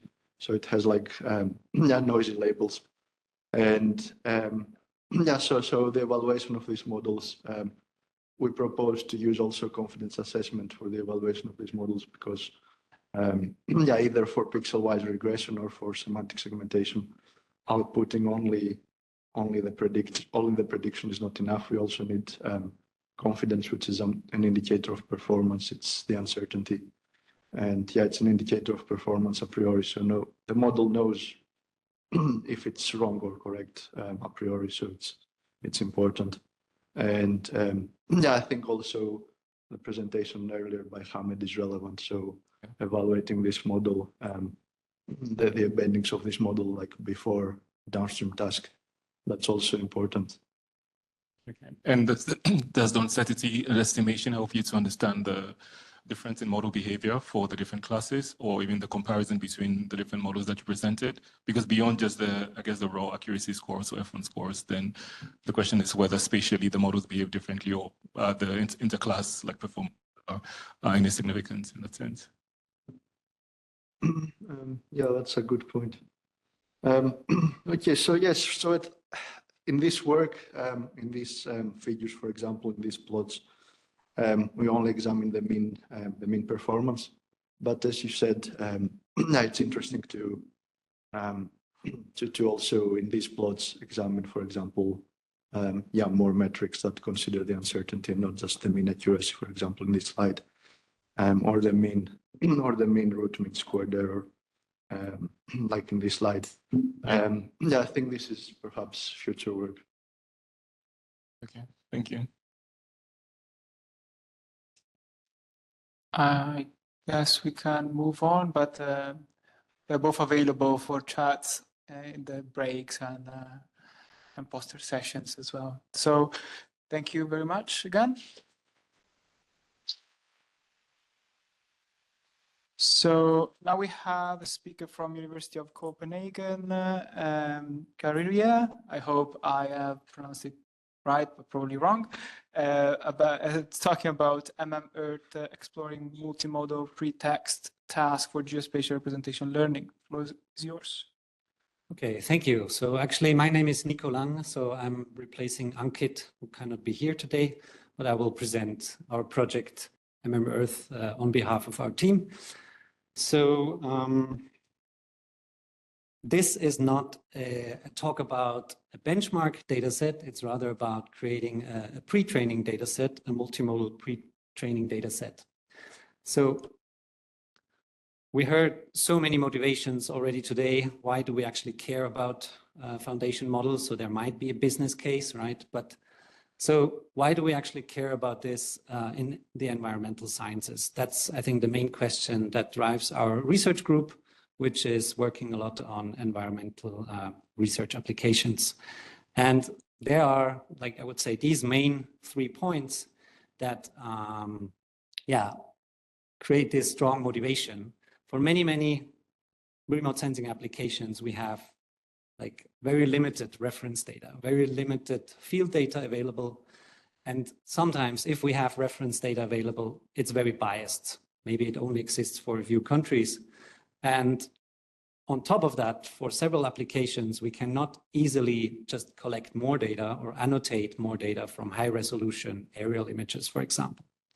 So just a few examples that I think are rather interesting applications to work on in the future are, for instance, these agricultural field boundary segmentation, or like crop yield forecasting, or carbon flux estimation. And what all these problems have in common is that the data is rather sparse and biased. So I think here, foundation models or pre-trained models can have quite a big of an impact. So what we thought here, we thought mainly of an opportunity of Earth observation data. So this is a very well-known illustration here. What is the key is that we can align all these data modalities in a rather automatic way without human labor. And we're going to exploit this fact. So what we've done is we went into, let's say, more the raw data on Google Earth Engine platform, and we paired 12 different modalities at about 1 million locations, so that this becomes comparable pre-training data sets to ImageNet, for instance. And we had this focus on Sentinel-2 images. So we collect a data set over 4 years, for the years 2017 to 2020. And we collect, I would say, we try to group these in 2 groups. So we have a group that we call pixel level modalities and another group that's called image level. So the pixel level includes data from Sentinel-2 optical images, but also Sentinel-1 SAR data. And then a series of map products, including elevation, vegetation height, and land cover. And then on the image level, we also have some land cover data, but also included temperature and precipitation as some climate variables. And then in the end, we also, in this particular work, use geolocation and observation date of Sentinel-2 as two other modalities.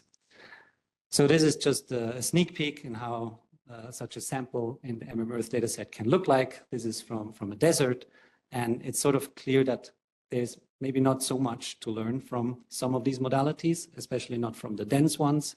But then the image level modalities like temperature, etc., can probably inform our pre-training about interesting features of that location.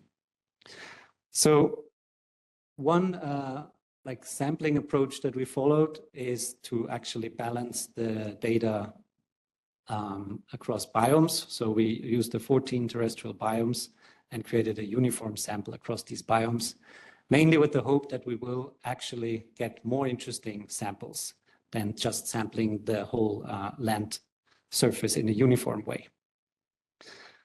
Okay, so once we have such a data set, we can do a lot of things. So, and maybe this is one thing I would like to clarify a bit before I go into the experimentation. I think when we talk about multimodal representation learning, we can talk about three different aspects. So first of all, we could talk about learning representation that can be shared across different modalities. So we can apply a model to different modalities in the input. So an alternative word would be cross-modal for that. The other thing is what we hear a lot today is multimodal models that can actually learn to combine different modalities in the input. And then lastly, maybe we just want to have a multitask model that takes one specific input modality, but will be sort of general in its output and can be used to solve several tasks. So this is what we actually do in this experimentation. We focus on learning representations for Sentinel-2 optical images. So it's learning from multiple modalities. Okay, this was the main research question we wanted to try to answer. How do these multimodal pretext tasks impact representations? And this is our approach that we followed. What we want to learn is an encoder, image encoder that takes in Sentinel-2 optical images, which we can leverage later on for fine-tuning or linear probing. So we build our model on a masked image modeling baseline, which is basically masking parts of those patches in the input and then reconstructing the non-visible patches. This will be our baseline approach. And what we've done, we extended this model with several task-specific decoders for all these paired modalities. So the top ones are our dense pixel level modalities, and the bottom ones are the image level modalities. Okay, so in the end, we used GeoBench version 1 to experiment on. And these are some few shot experiments where we start with the ImageNet performance on these three downstream tasks. And the first thing we've checked is, okay, what happens when we use the masked autoencoder pre-training on the Sentinel-2 images only? So this is what we get. In some cases, this can already help, especially when we have very little downstream training data. Domain-specific pre-training seems to help. And then lastly, when we train on this fully multiple pretext task design, then we can improve even further. So this is already good news. Yeah, we also compared to a very small subset of like dedicated pre-trained models for Sentinel-2, and the results are, I would say, yeah, compares favorably. But what is more interesting is actually how to move on, right? How should we sample the Earth in the future? Because we have a lot of control over how we're gonna design new data sets from scratch. So for this, we created two subsets of the data set. The first one is a 100K location version, so factor 10 fewer locations. And this definitely deteriorated the downstream performance. So at this order of magnitude of samples, it seems useful to have at least 1 million. The question, we can still not answer if it will be useful to sample even more data. The other thing we tested is, okay, what is actually the image size, the context or receptive field that we need? And we tried a much smaller patch size for this pre-training exercise. And here it's actually surprising that it doesn't really matter so far in these experiments. Like using 124 by 124 patches compares similarly to the 64 pixel patches. Okay, so we heard now quite a few very impressive and important projects that are going to improve our benchmarking. Because with, I would say, GeoBench version 1, there are still some limitations. For instance, these are not yet like global benchmarking tasks, I would say. It's a collection of tasks, and it's not yet very harmonized. Of course, if we talk about foundation models, this might be actually what you want to solve, but it also, I would say, it hinders experimentation quite a bit to figure out what actually works and what doesn't. So what we are working on is sort of a follow-up, what we would call MMEarth Bench, with a focus on environmental task and a focus on having global distribution and actually downstream tasks that have all these, let's say, 12 modalities as an input to evaluate multimodal models. This is a very cool recent plot that I received from our colleagues from the Major Tom. So they used this MMEarth pre-trained model to create global embeddings. And then here, this is a visualization of the first 3 principal components. And we can sort of see some interesting clusters that might be expected. Maybe this goes at some point into explainability, I'm not sure, but I think it's a very cool initiative, and there's a lot of potential to further explore what's happening. All right, this is actually my second last slide, so just a little hint. They will be at the poster session, go talk to them. And if you're more interested in some like non-terrestrial applications in ocean, then you can also go and talk to Stefan about the Ocean follow-up work. And with this, I would like to finish. So if you would like to learn more about this project, there's a QR code, and thank you very much.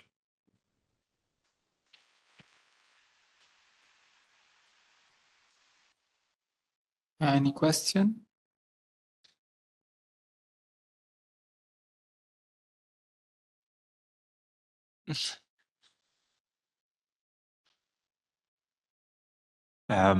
What do you think about time series, or how do you deal with that right now? And maybe how would you like to ideally deal with it? Yeah, well, so far we don't have any time series, right? It's a single timestamp for the image. So that would be a very interesting extension of it. And yeah, for many of these environmental tasks, that might probably be a key feature to implement temporal features.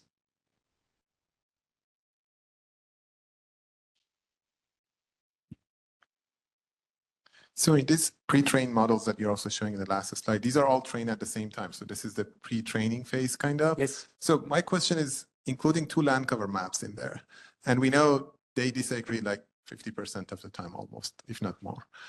Do you think this helps the model to see the 2 different labels here, or it's actually confusing the embedding space in some sense?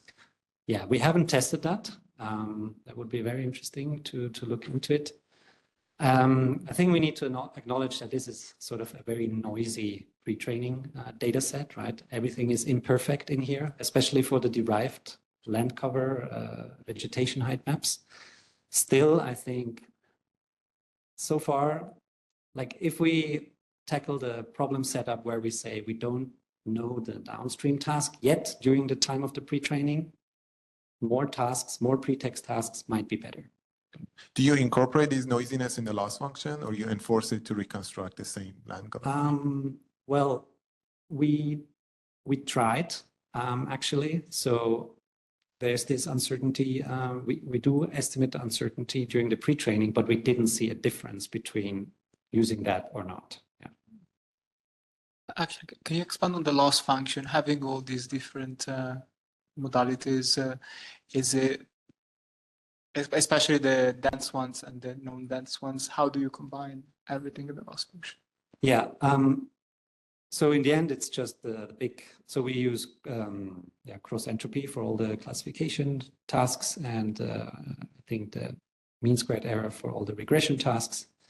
And in the end, we just average them all. Yeah, there is no fancy combination yet.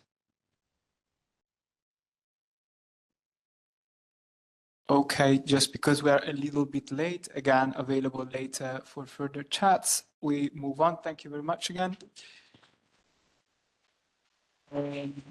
So the final talk for today is from Aurora Tech by Liesen Offert, which, no? Okay. So someone else, and is about benchmarking foundation models for fire segmentation in Forest 2 images. Perfect. Okay. So yeah. So I'm not Lukas today, Lukas Liesenhoff, but Matthias. So I'll be representing Aurora Tech, and yeah, you've heard today a lot about how foundational models are built and how they work. I'm here for a little bit of a different take. So we internally within Aurora Tech, we needed to benchmark how well do our fire detection models work. And for this, we use foundational models. So this is why we're here. Let me first introduce you who is Aurora Tech and what are we doing actually. So we got founded in 2018 in Munich, so quite recent. We are growing in numbers, so we're at 130 employees on 3 continents. So it's Australia, the US, so North America and Europe.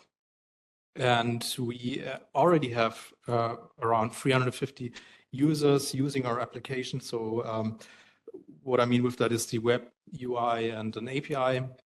And as of today, we have 10 satellites in orbit. So this is what is driving Aurora Tech. We're building a extensive constellation of wildfire satellites, namely CubeSats.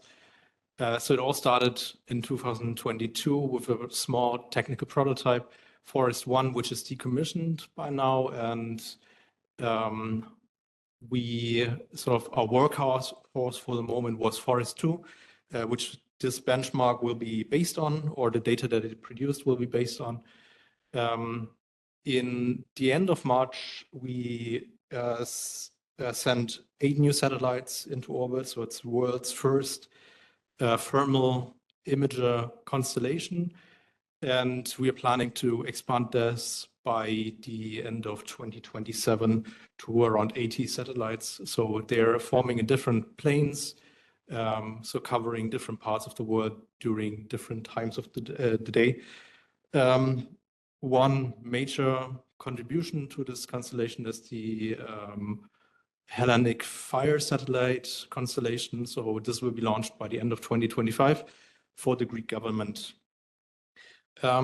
What is Forest 2 as a satellite? Let's look at it in more detail because it's a very different data set, a bit exotic compared to what we've heard today. So it's a lower Earth observation satellite. We have a 410 kilometer swath. So this is also the breadth of our images. Our ground sampling distance is around 20 meters. And all the computation is happening on the onboard GPU, a Jetson. And we do have an additional RGB sensor, which isn't used that much for our analytics so far. Let's focus on the channels. So we have a MVL channel, so medium wave infrared centered around 3.8 micrometers, and 2 LVA bands, long wave infrared bands centered around 8.7 and 11.4. There are a couple of challenges that come with having something flying in orbit, especially if it's small. So we have a limited compute and power budget.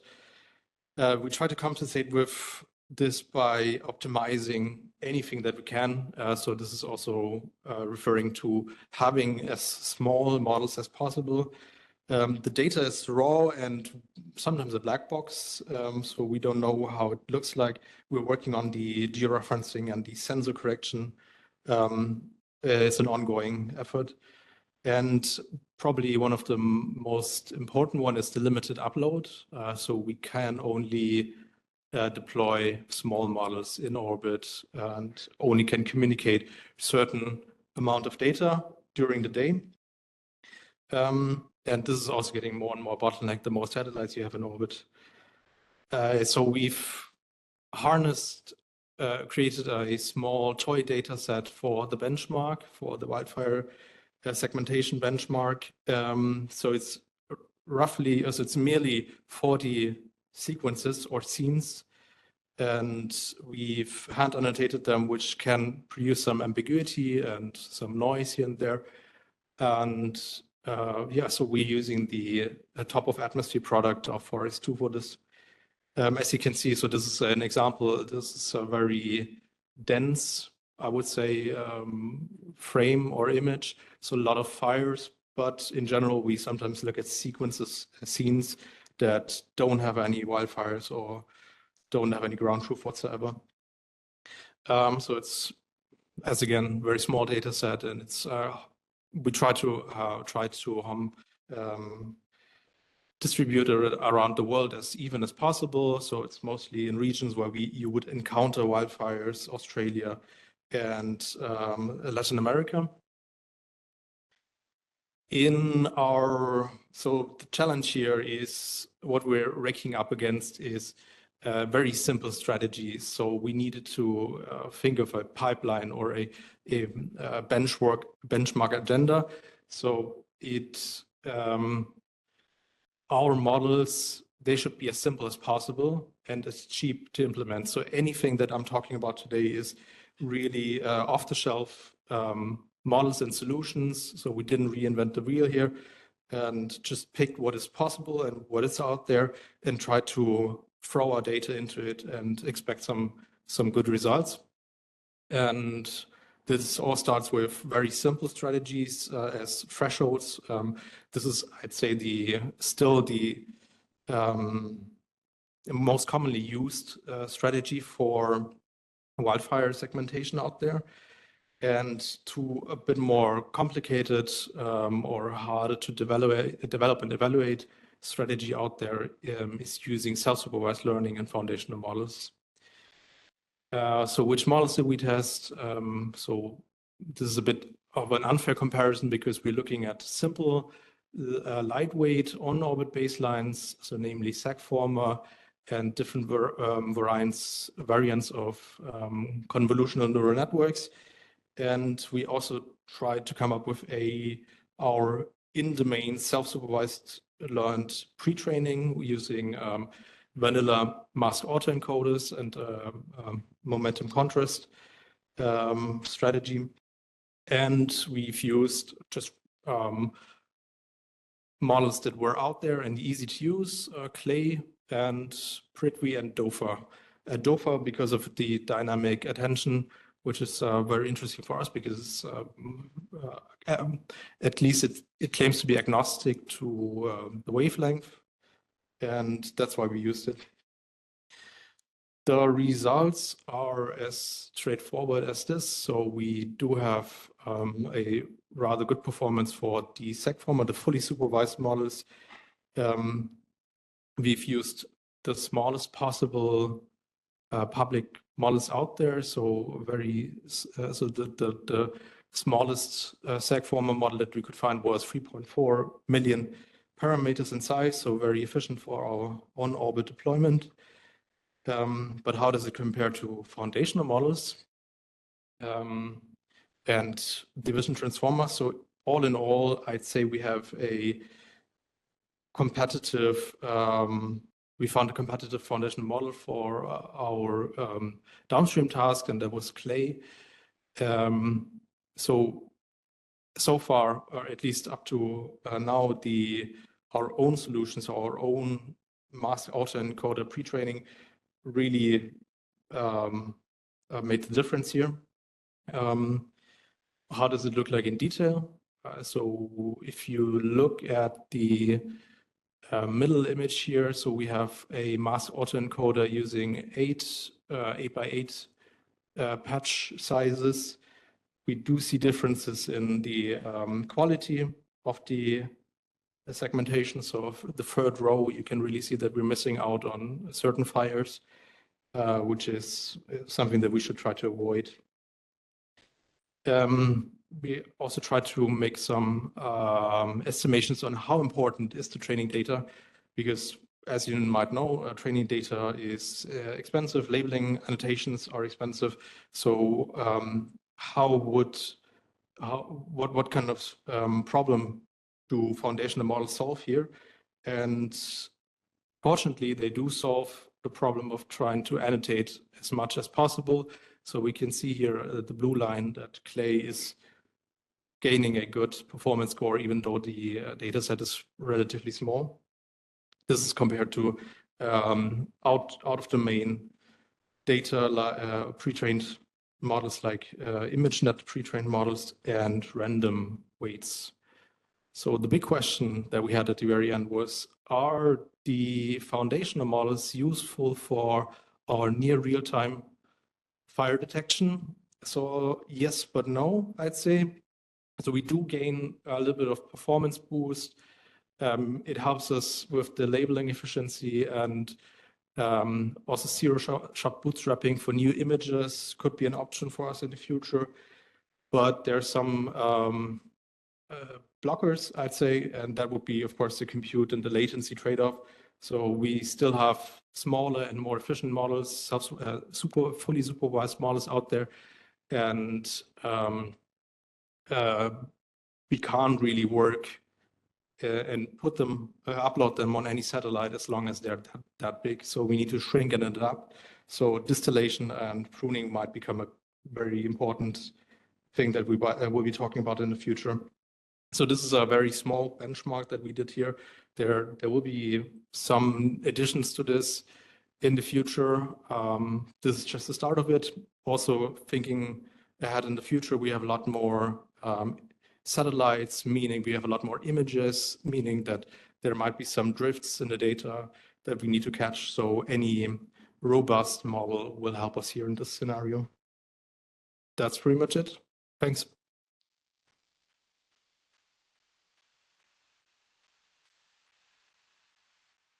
Any question? While people decide if to have question, I have a question. Sure.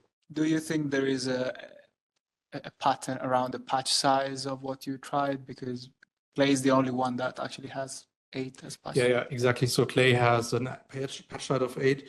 And generally speaking, so you've seen the things that we're trying to detect are very small usually. So it can be as small as 1 pixel. And that's for that you need very detailed predictions. And the pattern that we saw is that smaller patch sizes are better at predicting these small pixels naturally.